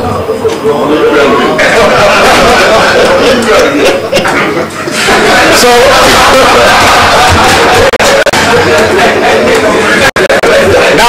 that one is bigger than my period. But there is a part of the municipal corporation that needs a lot of attention. They work under adverse conditions with little or no resources at their disposal. Cover many miles. And they undertake a job that is a critical component of this administration's focus. In this year's budget, we have gotten more money for social programs to support our infirmary and the program for social upkeeping of infirmaries across the country. When I met with the police officers some time ago, we asked the question, what is it that makes your job so difficult? They have the requisite tool, they lack computers, they lack all the things that are necessary to make them effective. And I made a commitment to the poor relief officers. The same way I made a commitment to all 239 councillors across the country to provide the requisite tools to make the job of councillors more effective by providing the administrative assistance, providing education grant, providing back to school grant, providing social housing, providing all the things that councillors only dream of getting. And I said to the councillors that to make your job easier, I want to provide all councillors with a tablet. And I've done that in at least four municipalities already. And I'm here today to present the councillors with a brand new tablet to enhance your work at your level.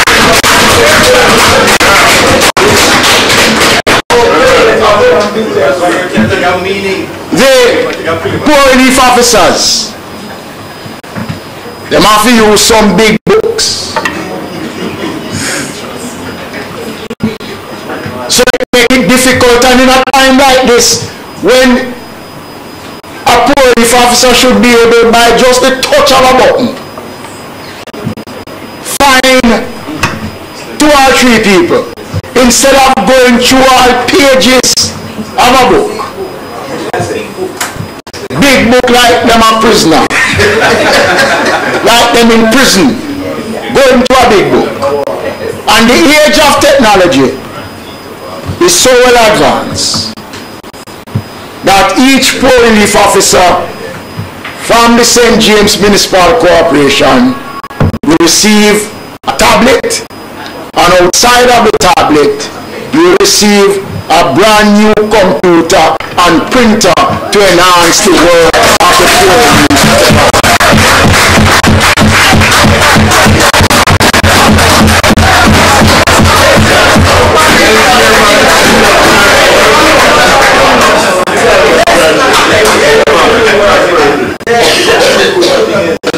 councillors, ladies and gentlemen, we don't just talk about improving lives. This is going to be my 41st year in local government.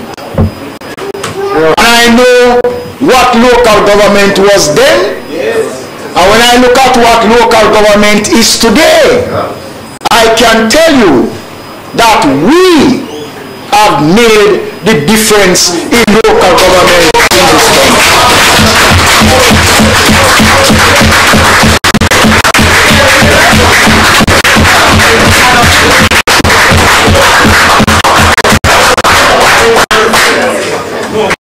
So by providing the tools to work, police officers also have to respond to needs. So the allocations that is made to police department at times, after a week or so, they exhaust that money. We have committed to provide to the 14 municipal corporations across the country an additional $14 million to be provided to poor relief officers to work to assist in their respective ministries.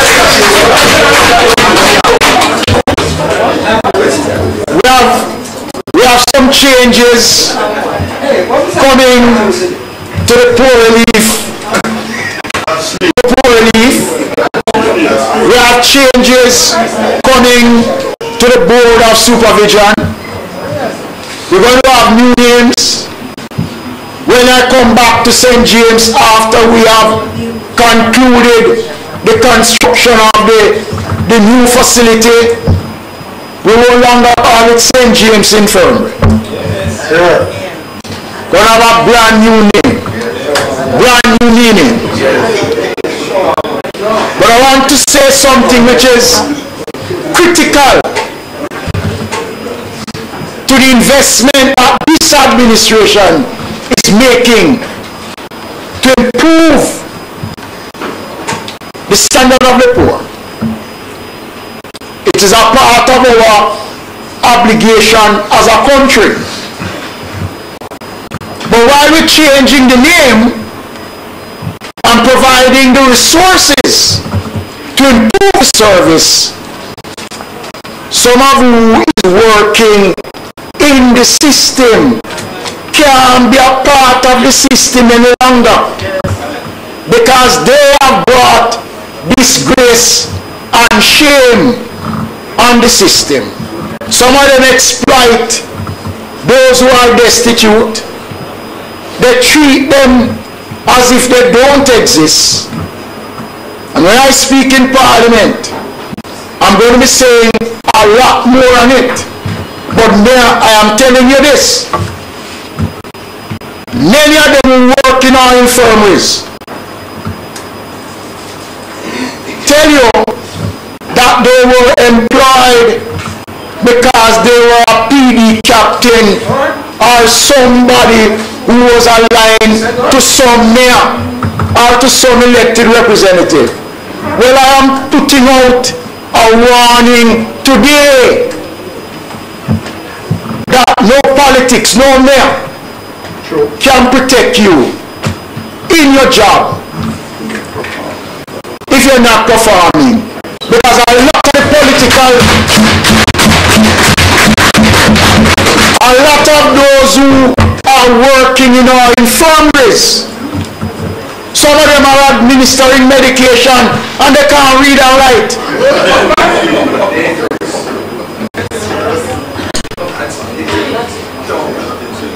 And we're not only going to change the names, we're not only going to put in the infrastructure, but it can't be CMGS back with the same with a different label. Can't be. And it is a commitment of the administration to improve the services that we provide for the less fortunate and destitute in our country.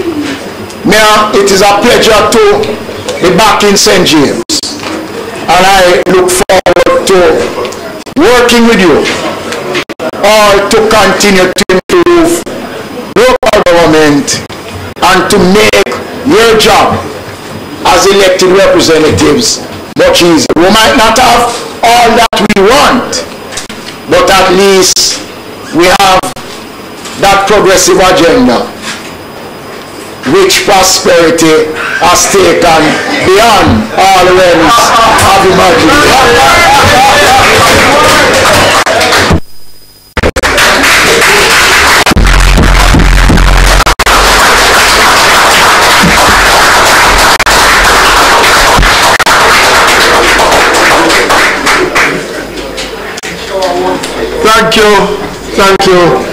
Thank you, Minister.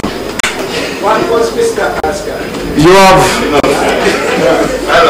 have said it,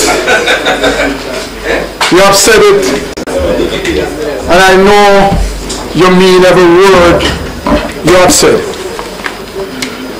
But I can assure you, sir, this St. James Municipal Corporation that I have the privilege to be leading at this time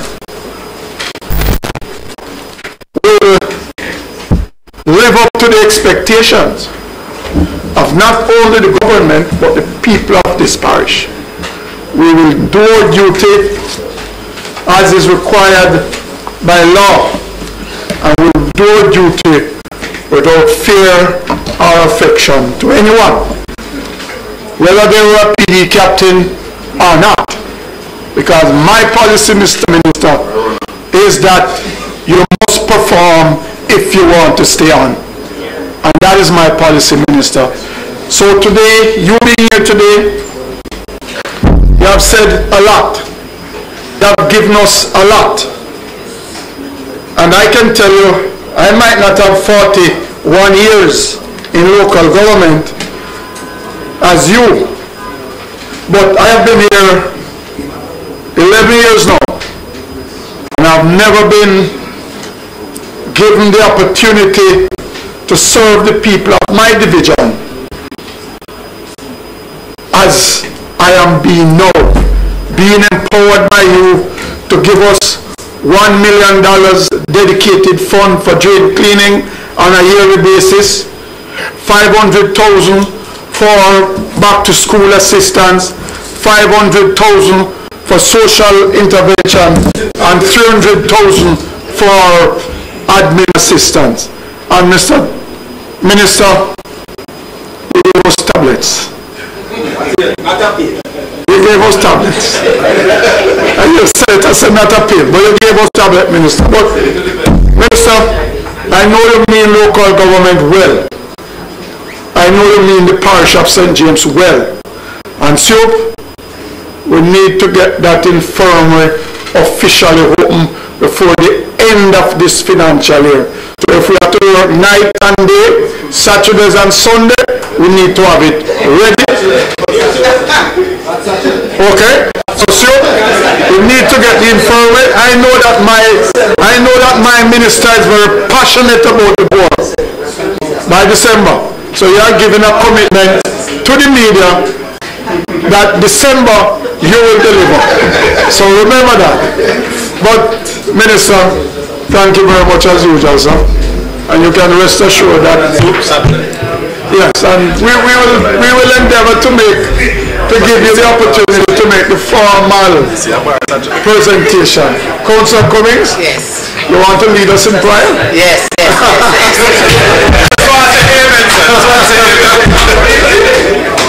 Mr. Chairman, yes. As Chairman of the Relief Department, yes, Committee, I just want to sincerely say to the Minister that with the perception that persons used to have out there about the Poor Relief Department, with all these changes that is coming to the Poor Relief Department and all these goodies, I can tell you today, sir, people will be looking at the Poor Relief Department in a different way, and I would sincerely want to say thank you very much.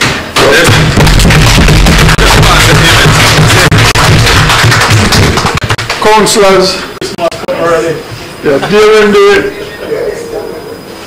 during the presentation of our minister,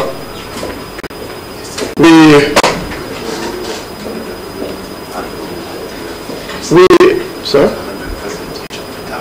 Yes, what I was going to recognize. Right. We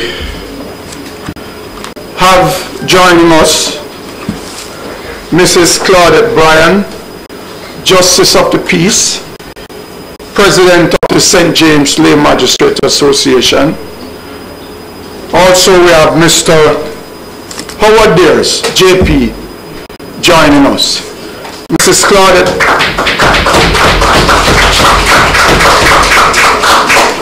Mrs. Bryan is here to make a presentation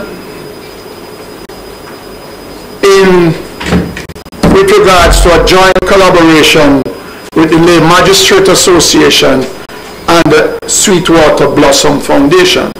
But before I invite her to make that presentation, I will now ask the minister to make the presentation of the tablets and other goodies that he has brought here for members of the St. James Municipal Corporation and members of the Pro-Leaf Department.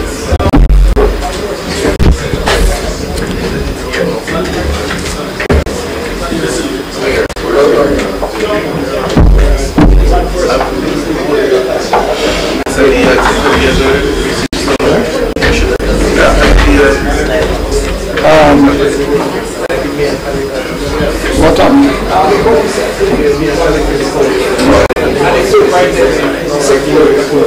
Well, I will accept on that request. Yes, you will accept on that. Yes, I will accept on that. No.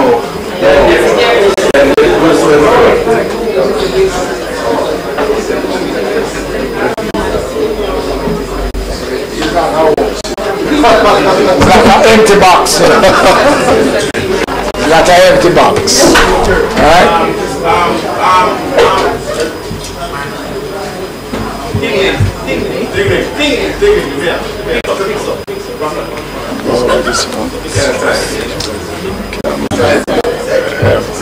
Alright.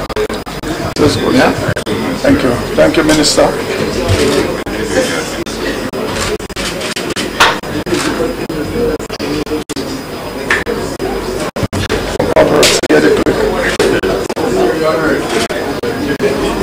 Okay? Councillors, I have one each for you. Four-leaf officer. Four-leaf promises. Select it.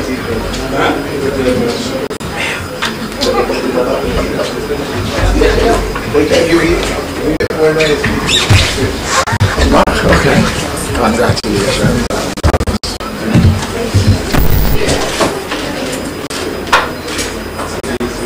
Alright, we're not done with it yet, you know.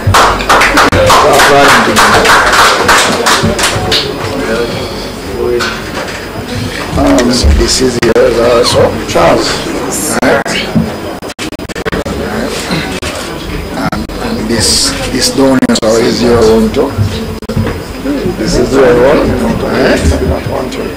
Alright, so you have computer, laptop and everything. Just take it. Alright.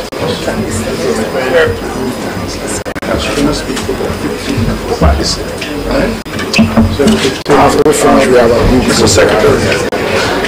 Mr. Secretary. So when you finish, come. So.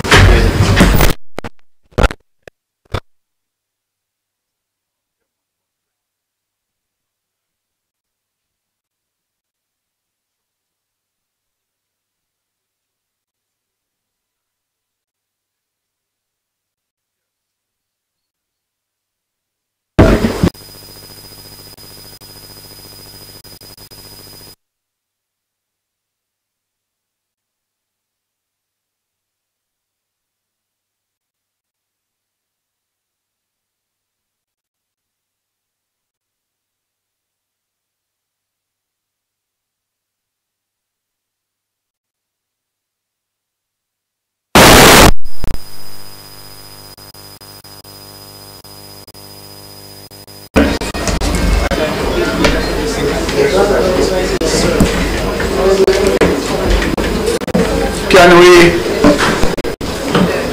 we reconvene?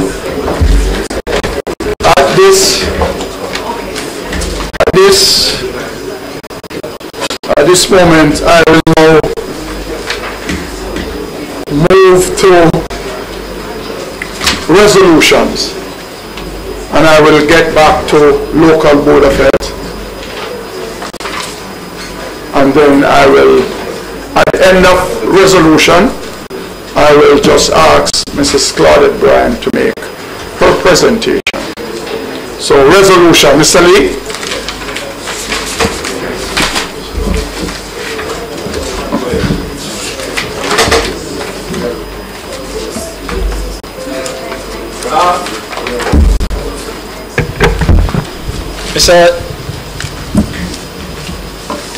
Mr. Chairman. Yes, sir. There are two resolutions standing in my name. The first one, which I will just mention briefly, is a resolution that was filed with the CEO within the period set out by the bylaws, so it is, and it has been circulated to all councils. And that deals with the resolution for a public forum on the waterfront properties that are owned by the Urban Development Corporation. And that resolution, Mr. Chairman, reads in the resolve, be it resolved that the St. James Municipal Corporation, being the local planning authority and on behalf of the people of the parish of St. James, requires the Urban Development Corporation to attend and discuss in an appropriate public forum its intended use of the waterfront properties in Montego Bay, and particularly the Close Harbour, Walter Fletcher, and Gun Point beach areas. Yes. Mr. Chairman, in respect to that resolution, I heard your comments earlier, and I will ask that this resolution be deferred having regard to the comments that you have made until next month. You had made some commitments on behalf of the UDC that they will be here on Monday. Yes, and that they have committed to a meeting with the St. James Municipal Corporation. yes. And that they have also committed to a public meeting with the citizens of St. James. And I will regard to that, and in deference to your office, I will defer that resolution so that if those deliverables, those scheduled appointments are not held, then I will move it to its conclusion in the meeting in May. Okay. So I ask that that one be deferred until that time. Thank you. To afford the UDC to meet with us and the people of St. James in respect to the concerns that have been circulated. Circulating in the past. And what I can say, just what I can say, councillors. Okay. It's now 1 o'clock. Just moving a motion that. Can I have a second now? So, all in favor? Yes. With regards to Urban Development Corporation, based on information that was out there in the public space, last week Friday, a meeting was convened with the head of UDC, and we have developed a protocol of how we will be going forward. And this Monday, there will be a high-level meeting with our technical department, along with the technical officers from UDC, and that meeting is scheduled for 11 a.m. at the UDC office in Montego Bay.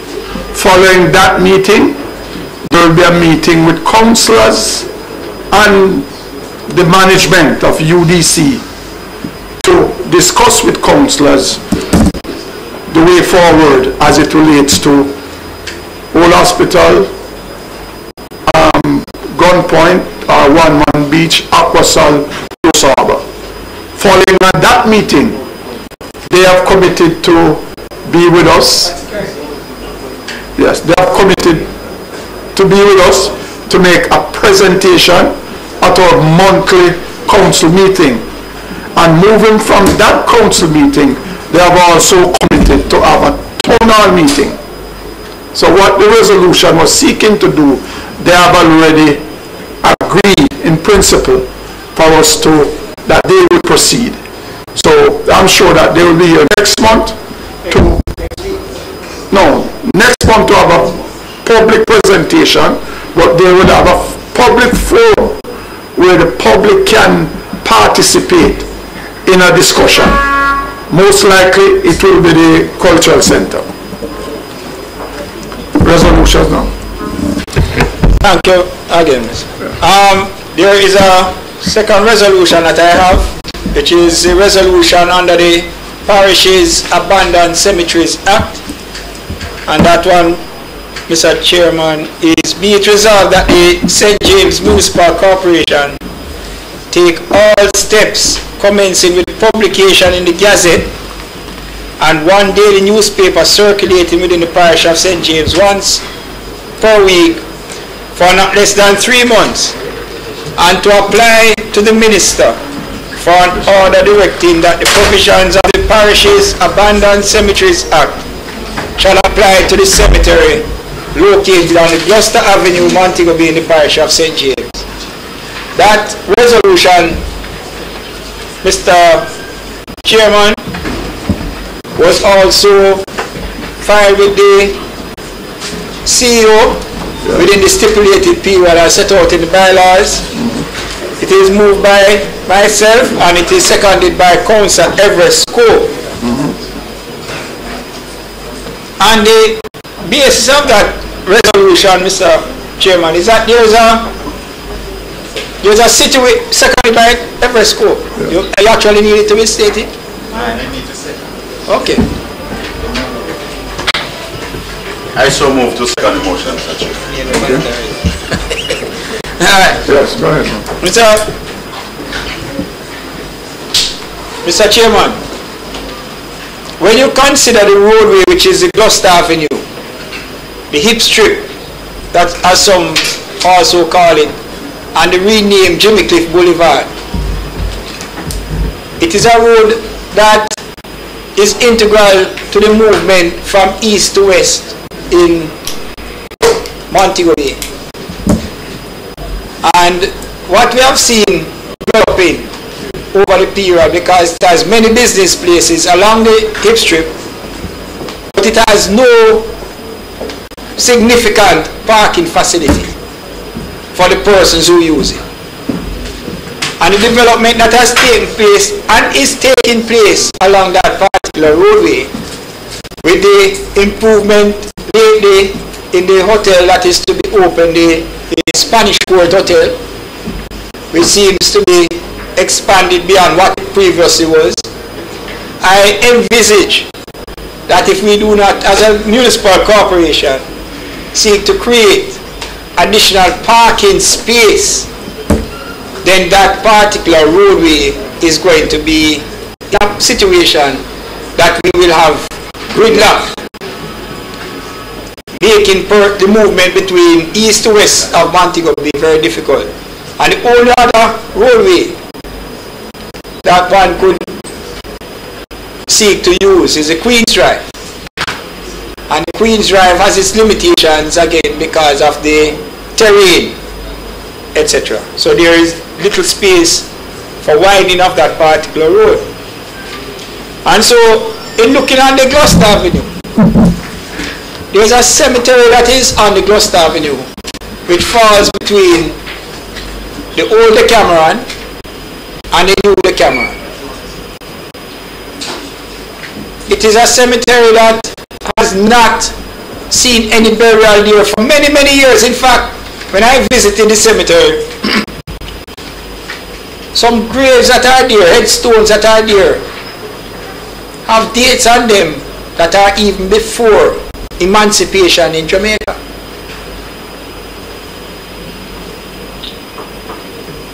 I am not suggesting that we abandon what is there in respect to those graves, because we can do exhumation and relocation. Even on that same era, if there is something that is historical to it that persons would want to preserve. But I think that in development, certain things have to happen for greater convenience and use of our public space. And when I look on what transpired in Kingston, we had an abandoned cemetery which was used as a color cemetery, is now the site of a major development. And we have to look at things in that way going forward. And so the parish's abandoned cemeteries act, I think, is applicable to this part of the location. Section 3 of the Act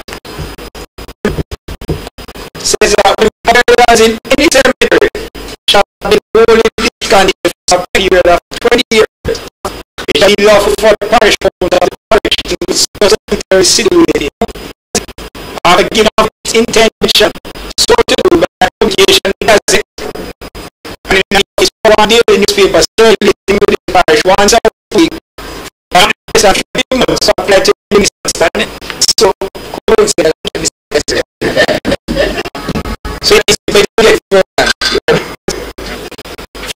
my provision shall apply to cemetery mention and described in this publication.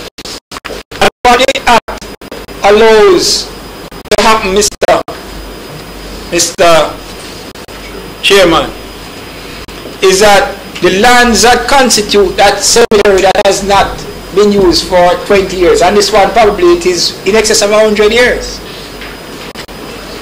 that the cemetery may be better used for some public purpose or purposes or otherwise as may be recommended by the corporation and approved by the minister. And the method that is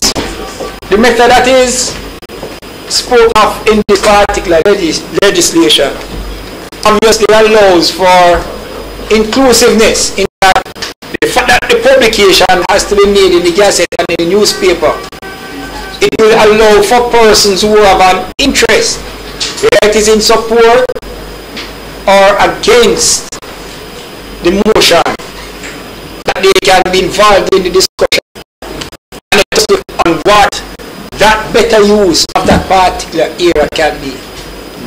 And that is the basis of my resolution, and I do trust and hope that the councils present will support it wholeheartedly.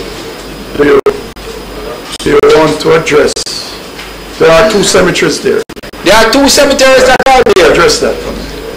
One is regarded as the Jewish cemetery, which is maintained by a known family in Montego Bay.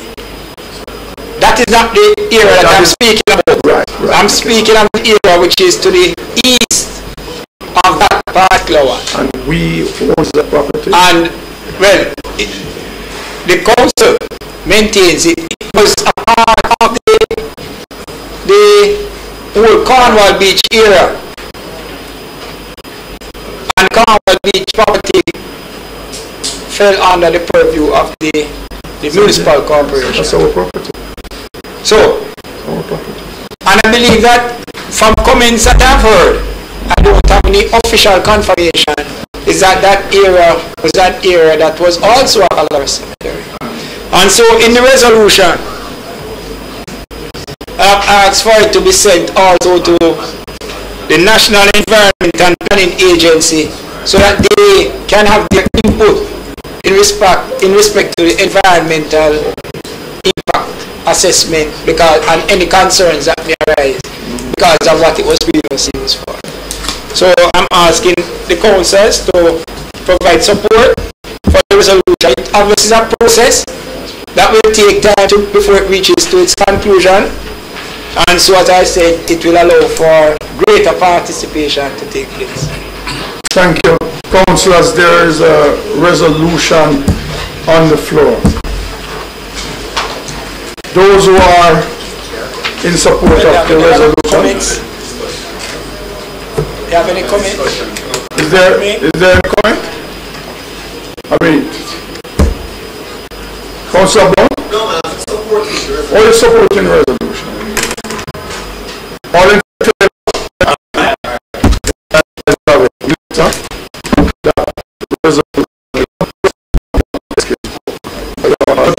What I would, Mr. Lee, what I would ask you to do is to do the research as it relates to ownership of the cemetery. Do the research as it relates to ownership and have that document accompanying to the minister's office. Any other resolution?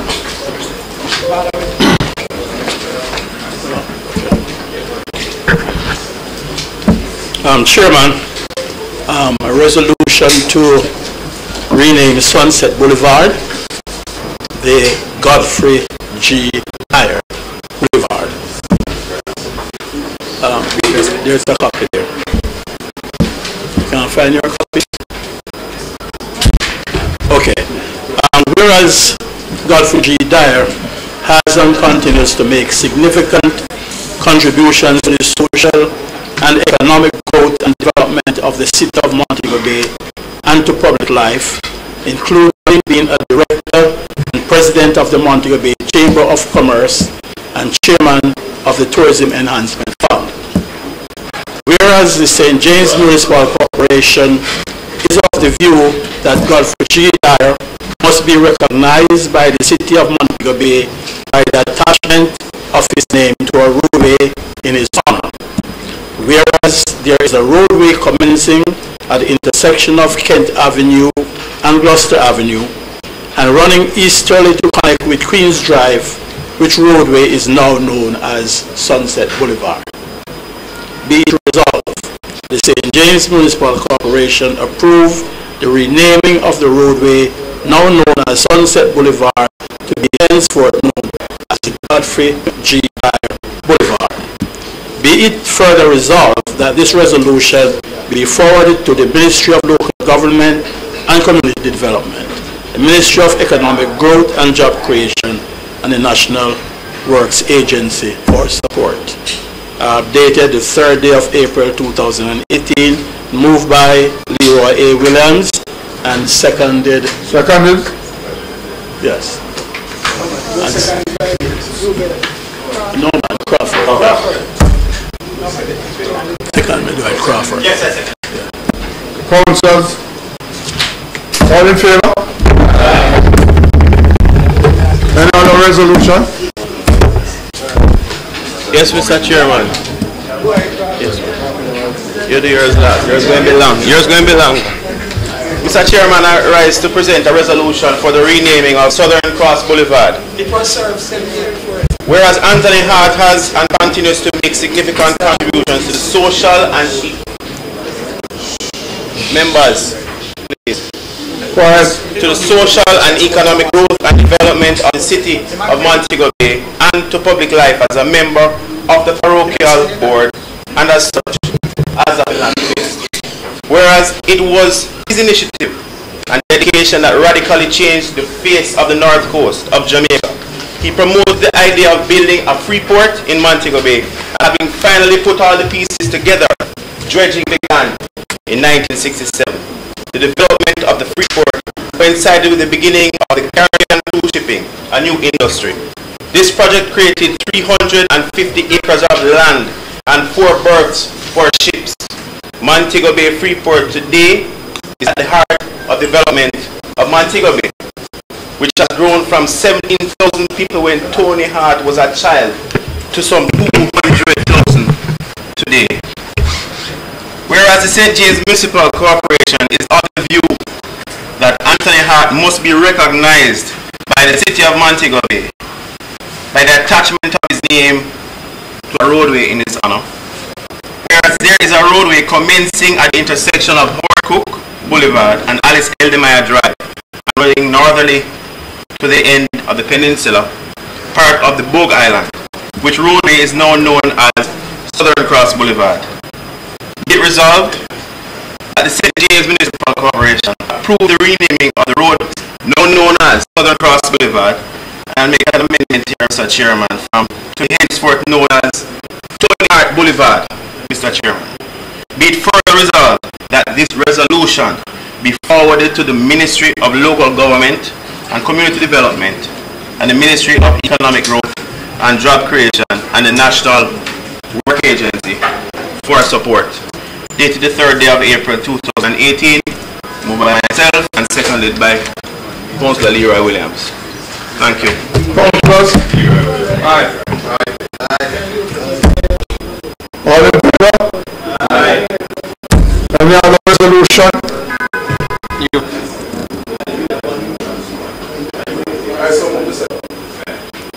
Any other resolution? Councillor? Yes, sure.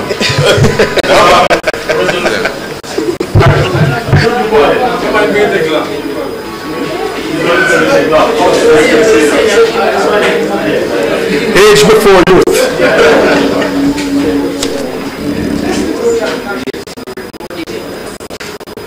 Resolution allocating serving of traffic tickets. Resolution allocating the serving of traffic tickets on members of the public by municipal police officers. Whereas the municipal police units have been established in the municipal corporation, formerly known as the parish councils, since 1999, with a mandate to maintain civic order, enforce municipal laws and regulations, secure and protect property, personnel, and equipment of the local authorities, as well as investigate claims and other matters on their behalf. And whereas the Ministry of Local Government, in its description of the roles of the municipal corporation in a document on local government reform, notes that the establishment of the municipal police units were primarily aimed at enhancing the capacity of the local authorities, particularly with regards to the maintenance of public order. And whereas municipal police, particularly within St. James, have supported the Jamaica Constabulary Force in numerous traffic control operations, and whereas municipal police officers are sworn in as special district constable after undergoing training and are tasked with patrolling the parish to observe civil activity and ensure compliance with municipal laws and regulations, inclusive of the prosecution of operations of public passenger vehicles who commit traffic offences. And whereas municipal police are also mandated to administer enforcement of traffic regulations governed by the local authority, particularly those involved in private passenger vehicles, and enforcing the rules and regulations governing the operations of municipal transport centres. And whereas the parish of St. James population has grown immensely over the past decade, resulting in large influx of vehicular movement and traffic congestion throughout the town centre. Be it resolved that the St. James Municipal Corporation, at its regular monthly meeting held April 12, 2018, move that it shall be lawful for any municipal officer who is a special district constable in uniform, control traffic and serve traffic tickets upon any person disobeying any instructions given or any signal, whether orally or by hand or mechanical device. Be it further resolved that this resolution be forwarded to the Ministry of Local Government and Community Development, the Ministry of National Security, Jamaica Constabulary Force, KSAC, the Municipal Corporation, and the Portmore Municipal Council for support. Moved by Councillor Leroy A. Williams, seconded by Everest Cook. Councillors? Seconded? No man, it was served for the last time. I so move to second the motion, Mr. Chairman. All in favor? Yes. Any other resolution? Thank you very much, Mr. Chairman.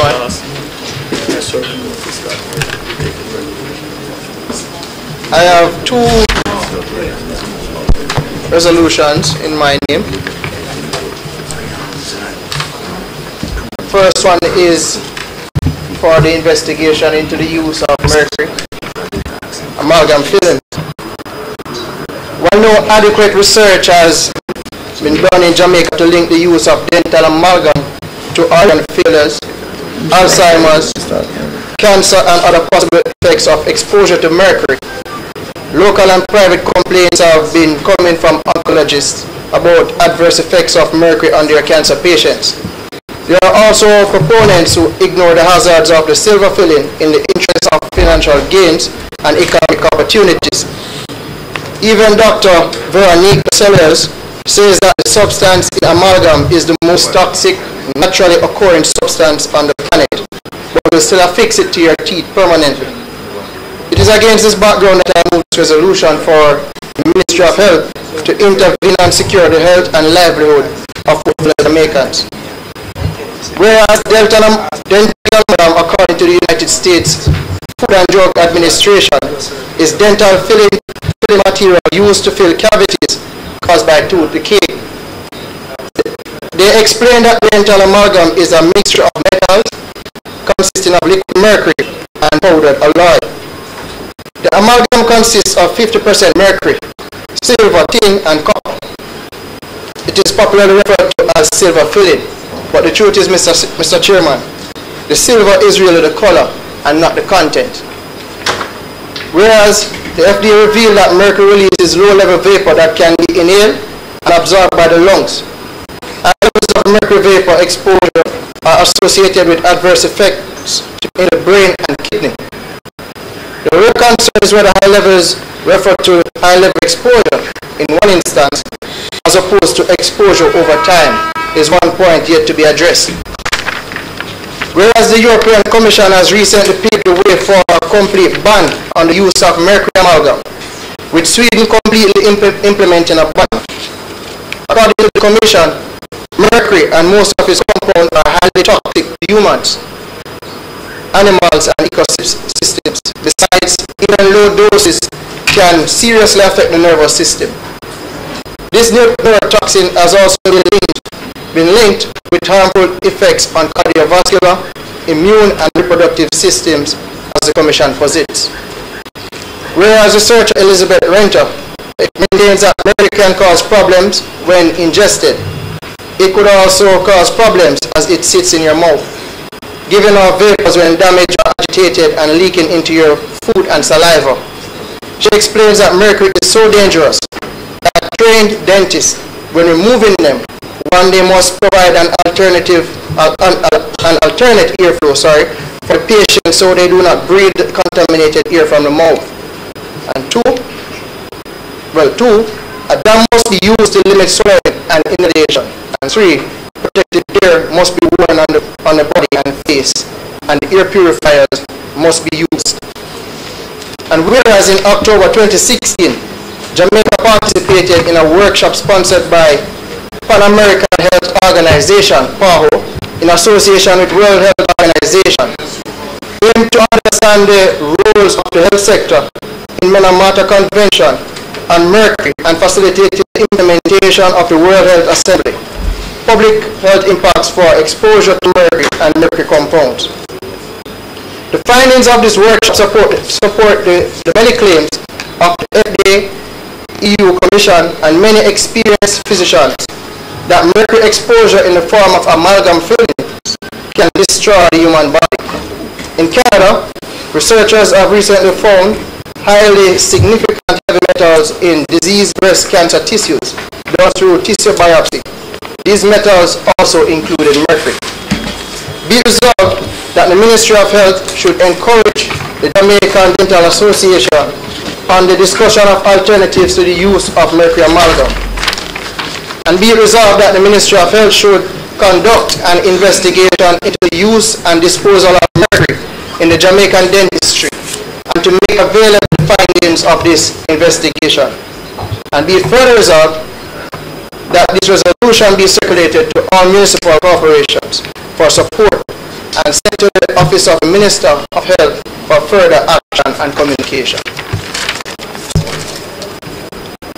Motion is on the floor. Can I? Do we deal with this one first and then I just proceed the other? So you will go for them? All right, go ahead. No. Let us treat to that one first. Okay. Motion is on the floor. Can I have a second now? Second. All in favor? Aye. Alright, this resolution, Mr. Chairman, is for the establishment of an oversight committee to monitor students and school dropouts up to the age of 24 by the Ministry of Education, Youth and Information. In September 2015, a statistical report from the Ministry of Education showed that close to 2,160 students between grades 8 and 10 dropped out of high school each year. 2,160 represents 1.8% of the total high school population across Jamaica. But in Western Jamaica, the rate was 3%. If this was the rate for Jamaica, we would be recording 3,600 dropouts annually. However, amid efforts from government through its many agencies, we continue to experience high levels of student dropout each year. At the current rate, by 2030, we would have already got over 25,000 students who did not complete high school. Whereas according to the Education Policy and Data Center, 52% of 549,000 students enrolled in schools across Jamaica are at the primary school level. This represents a possible dropout of 19,000 students by the time they are at the upper secondary school level. Whereas students who drop out of high school are later often unemployable as adults. This increases the prospects of unemployment, unplanned pregnancy, crime, inefficient labor force, and low national growth. This creates a butterfly effect that will later contribute to the exploitation of Jamaica and Jamaicans. Whereas statistical data have shown that there exists a positive correlation among variables such as lottery scamming, involvement, gang affiliation, dangerous crime, and student dropout. Whereas the record of citizens below 24 should not only be kept by schools and organizations they are employed to, but the government as well. Up to 24 years of age, the government must ensure that each person is actively enrolled in an institution. Be it resolved that the government of Jamaica, through the Ministry of Education, Youth and Information, establishes an oversight committee to monitor students and school dropouts up to age 24 to ensure that they remain a part of an institution until they can positively contribute to the development of Jamaica. And be it further resolved that this resolution be circulated to all municipal corporations for support and sent to the Ministry of Education, Youth and Information for action and communication. That resolution, Councillor, remember, you know, at age 18, you are basically an adult. So what you probably need to do is to amend the resolution, because if you notice where the government is going now with the new education policy is to have kids in school up to age 18.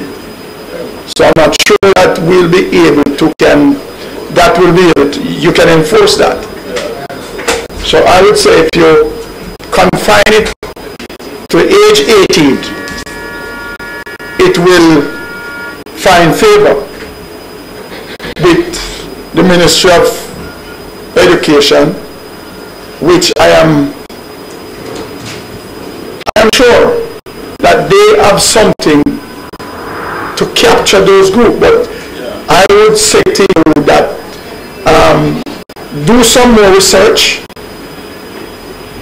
on that resolution, and then you can take it back. If they don't have that area to capture that group, then it will be a worthy resolution. But I see Councillor Murray, who is the principal of Liti Primary and also, and he is anxious to say something. Yes, thank you, Your Worship. Just to say that the Ministry of Education itself has a registration program that our students in the ministry are registered, and the data is actually available. Additionally to, there's a new program, the School-Wide Positive Behavior and Support Program, where those students are tracked and that data is actually... Those drop out? Yes. Okay, okay. Okay. Well, as I said, Councillor, I mean, it's a very insightful resolution, but I would advise that you do some more research, and then you can take it back, and we will definitely give it our support. Councillor Thomas, you want to? Murray, would that be the same program, I think, that they give each child now a unique number that they have to carry them all the way through to they finish school? So whichever school they attend, they have to have that number, no matter from primary, even if you change school. So each child is given a unique number with the new registration that the Ministry of Education does. It's referred to the ERN number. It's what they call the ERN number. Okay, okay. Right. That's... Okay, Mr. Chairman, I take the advice, but I also want to add that what I was thinking at the time when I crafted the resolution is the fact that I understand that there is a program in place now. I understand that there are other efforts that were made previously to get these students into the loop, but the resolution did not say that there isn't a system in place to capture the dropouts. What it is saying really is that there should be an oversight committee that will pull all these different tentacles under one umbrella, so we can better capture the population of youngsters that we have. Because the truth is, this information is coming from ministry. 2,160 students dropping out each year, right? But at the same time, they are trying to address the situation. But in Western Jamaica, we are having a major problem in regards to the school dropouts. And oftentimes, at the age of, say, 24, as a counselor, I have encountered it.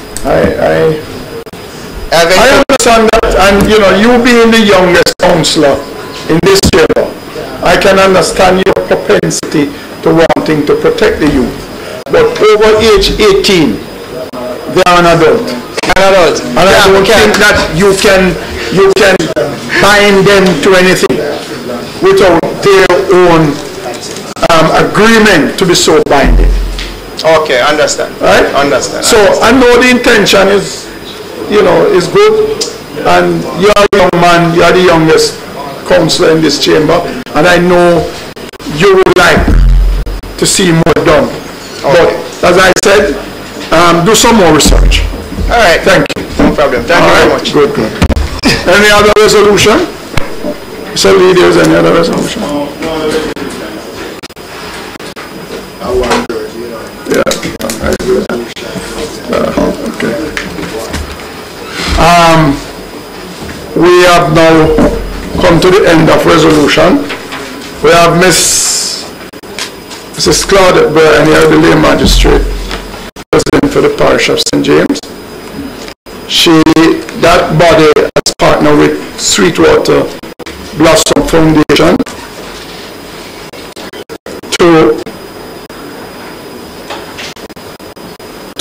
to be involved in an activities for Labor Day, clash of the marching bands, and she would like to make a short presentation and at the same time seek our support as a municipal corporation, because many of these marching bands are from our own divisions. So she's here to make a presentation. You may now... Chairman. Yes. suspend the stand? Yes. I move for the suspension of the standing order to facilitate the presentation by the President of the Lay Magistrates Association, St. James Chapter, Mrs. Bryan. All in favor? I am going to officially without the mayor's announcement and just move forward. His Worship the Mayor,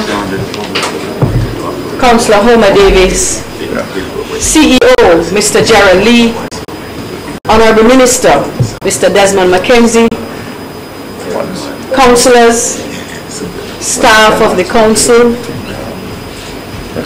representative of other agencies, citizens, media, ladies and gentlemen, good afternoon.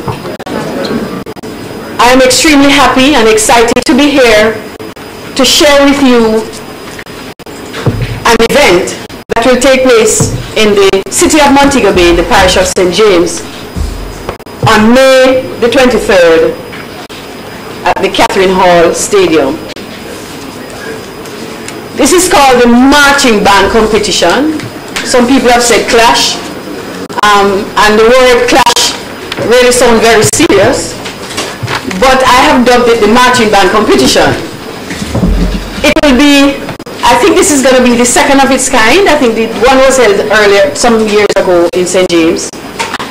But this time we're going all out because what we want is to have a follow-up program for these marching bands.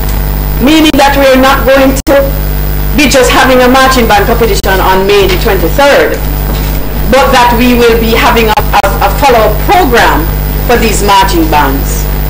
There is a presentation that will be done after this, but Miss Michelle Tingley from the Sweetwater Blossom Foundation, in an effort to answer the call to fully utilize music as an intervention in our at-risk communities, we have come together to do this marching band competition. We have found that one of the most powerful and poignant way in which we can seek to play our part in paving a way for tomorrow's children is through the use of music as a positive motivational tool. I have with me this morning Mr. Howard Dares, who is First VP, and I also have Mr. Michael Tucker, who is one of the main young men who will be working with us on this project. And I have two marching band leaders sitting, Mr. Oral from Cambridge and Green Heights. Is that Green Heights? We have two of these men who are passionate about marching band, and we're going to make this happen. So I am here this morning this afternoon to introduce this magnificent program to you. We have so far confirmed 8 marching bands ready to clash at the Catherine Hall Stadium. 1 from Falmouth and 7 from St. James. At the moment we have 11 marching bands in St. James, but we have had confirmation from 7 and we are ready to put this on. I am here this afternoon because every community is represented in this room as councillors represent the different communities. In addition to that, I have a band that is sitting ready to be distributed to a community. Brand new, everything is in box, it's stored in a place that nobody knows because I don't want anybody to go there and touch it. And this marching band, it has everything that a community needs to put a marching band in action right now. This band will only be given to a community that has the infrastructure in place, meaning there must be a community center, there must be a teacher, and there must be participants and young people who want to learn music. In addition to that, the community that gets this marching band will have to sell the most tickets in their community to go to this event. Wow. The tickets are $600 per adult, and $100 out of that will go to the marching band directly, and $300 for children. But it's going to take work from all of us. We don't get anything easy just like that. For me to get this marching band, it was not easy, but I did get it. We have seen the needs of many of the marching bands in St. James, and we have got an estimate for 3 marching bands in St. James that need upgraded and need a little bit more to perform effectively. That cost alone is 2.7 million. So what we want to do is to support the marching bands in St. James and to get our young people to become more active in something that is fruitful, something that will cause them to make life much more enjoyable. And I do believe that they will be directed, if they are called to music, to direct themselves to this gifting and talent so they themselves can live. And so I'm asking, sorry, oh, we want to show this slide. Sorry.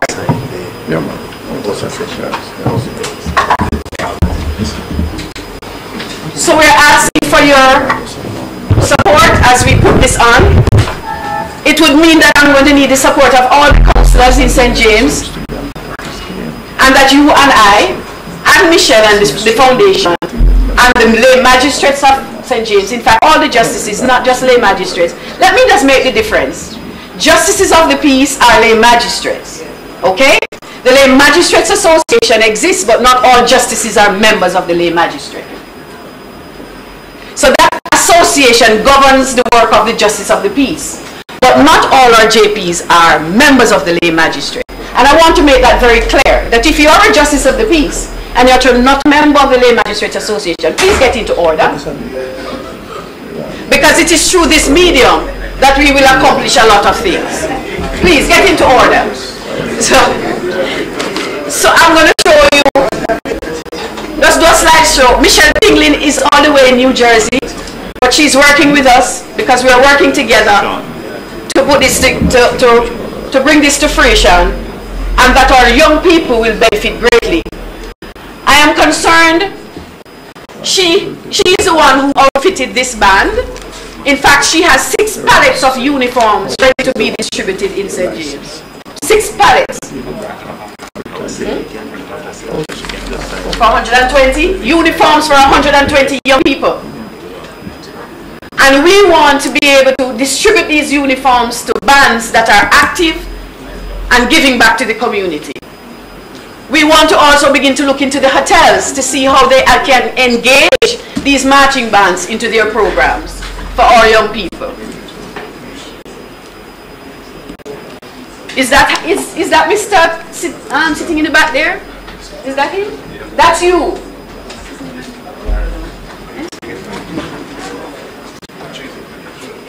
So it promises to be very exciting, it promises to be very entertaining.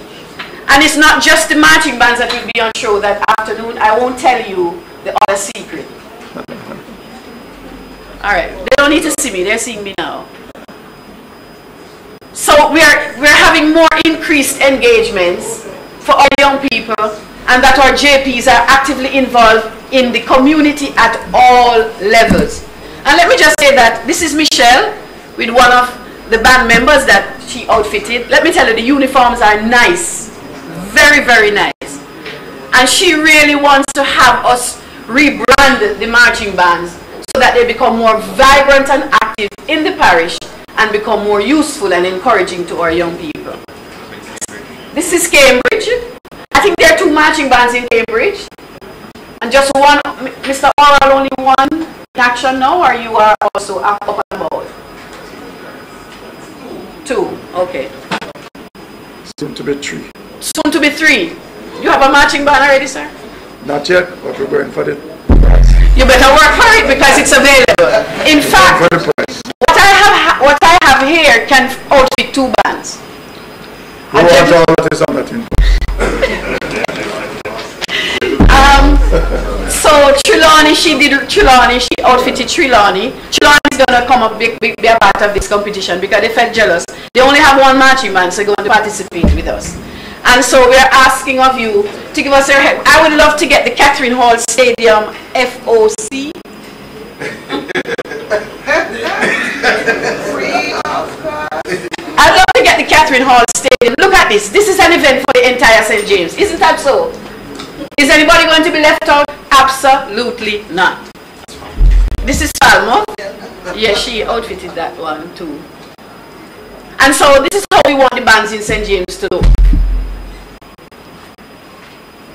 After that, we will have programs for the young people, especially during summer, for music and other activities that we can begin to engage our young people in meaningful ways. So this is not just a one-off thing, but after this, we will have programs taking place. See Michelle, she has a 7-week summer program, music theory, music practical, dance, drama. We have band camp and all the other things that will go with it. But we cannot do it without you, ladies and gentlemen. It just won't happen, especially the councillors. So today, I am pleading and I'm asking for your support and your help as we put this thing together to cause this to be a benefit for the entire St. James. The band is ready. Sell your tickets. Whosoever sells the most tickets, and it's not just everyone sell the most tickets. You cannot get the band if you don't have anywhere to put it. If you don't have a teacher to teach the music. I am responsible for all of these instruments that we have gotten. And I would hate to know that it is distributed to our community and 2 months after I hear that I can't find them. And they mash up. We're going to have good stewardship as we release this band.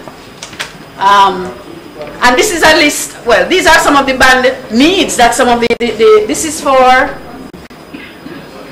my Faith. This is Faith Marching Band. That's the needs that they have right now to bring them back up to date.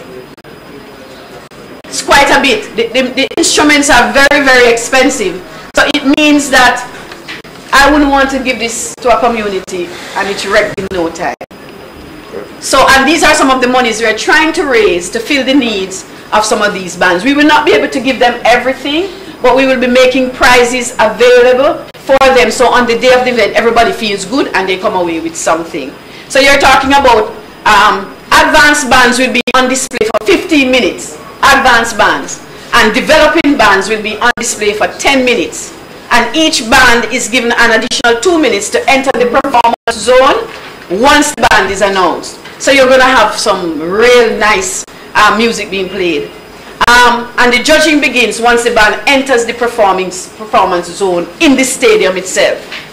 They're going to look at uniform and costuming. They're going to look at movement coordination, military precision, showmanship, musicmanship, and drumline feature.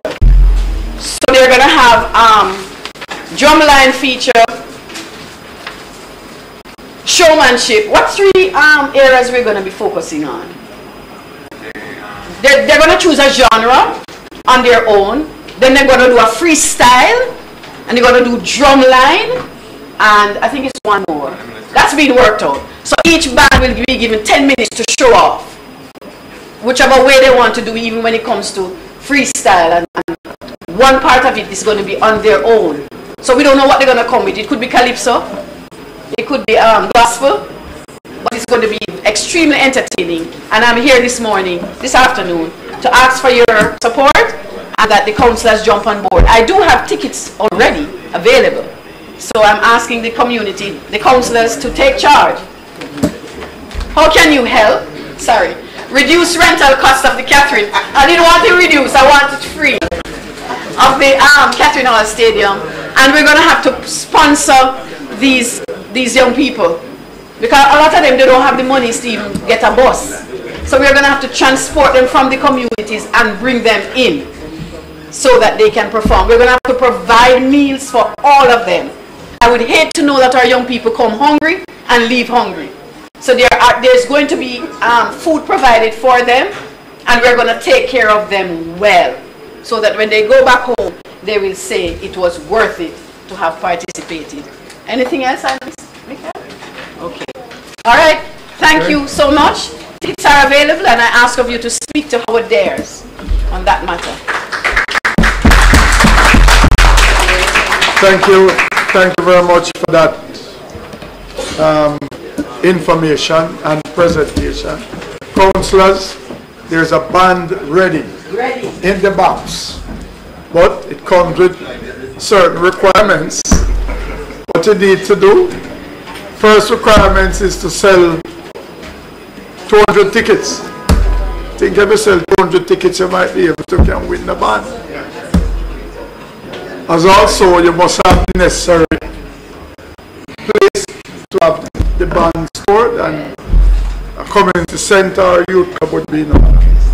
But we have, and thank you very much for that presentation, and we as a municipality will see to see how best we can work with our community. I don't know about FOC, but we'll see how best we can. We'll see how best we can work. I think we have had a long day, but I will just go through the Mayor's announcement. This Thursday will be our town hall meeting commencing at 4 p.m. at the Cultural Center at Sam Sharp Square. And it is a town hall meeting to discuss security enhancement measure as it relates to this parish, and we will be having as some of our presenters persons from the Ministry of National Security. We'll be having our Minister Mackenzie, we'll be having the Custos Rotolorum, we'll be having other stakeholders. The police will be there, the police high command will be there. So I think it will be a very useful meeting this evening. The Business Process Industry Association of Jamaica, they are having their inaugural Outsourced to Jamaica Symposium and Expo. Starts today at the Montego Bay Convention Center. So those of us who can attend should make some effort to attend, because Montego Bay, as it is now, is poised to be the #1 destination for BPO, for the BPO industry in Jamaica and possibly the Caribbean. So let us give it our support. The week of April 22nd to the 28th, Administrative Professional Week, and I'm sure that some of our administrative professional or administrative personnel from the St. James Municipal Corporation will be a part of that activity week. Friday the 28th and Saturday the 21st, Supernatural Encounter, and that will be at the Montego Bay Convention Center, Rose Hall. Friday the 28th will be starting at 1 p.m. to 9 p.m. Saturday will be at 10 a.m. to 5 p.m. And then at the Catherine Hall Entertainment Center, there will be a Miracle Crusade, and that will start on Saturday the 21st at 6 p.m. and performance will be by Papa San, Jermaine Edwards and other performers. So this will be a supernatural encounter, which it is a timely intervention in our parish. So all of us who can make the effort to attend should, and that would end my mayor's announcement. If you notice flashing on our screen there's a brand new municipal truck that the minister will be handing over to the St. James Municipal Corporation today for us to use in our verge cutting and community service. So I will now ask for suspension of the other items on the minutes so we can take an adjournment, and then we can go downstairs and give the minister the opportunity. He did not announce it when he was at the podium, but I say he'll leave the best wine for the last. So we will go downstairs, Minister. We will give you the first opportunity. You have the license, huh? For you and the mayor to drive through the city into the song. Right? But it is parked downstairs. and it will be used in our parks and garden, birch cutting area. And that's an area, Minister, that we use to cut community fields in this region. And from time to time, you know, we even extend it to doing schools and other areas. So it is a part of our outreach program to show the citizens that their tax dollar is working for them. So once again, Minister, thank you very much for being here today.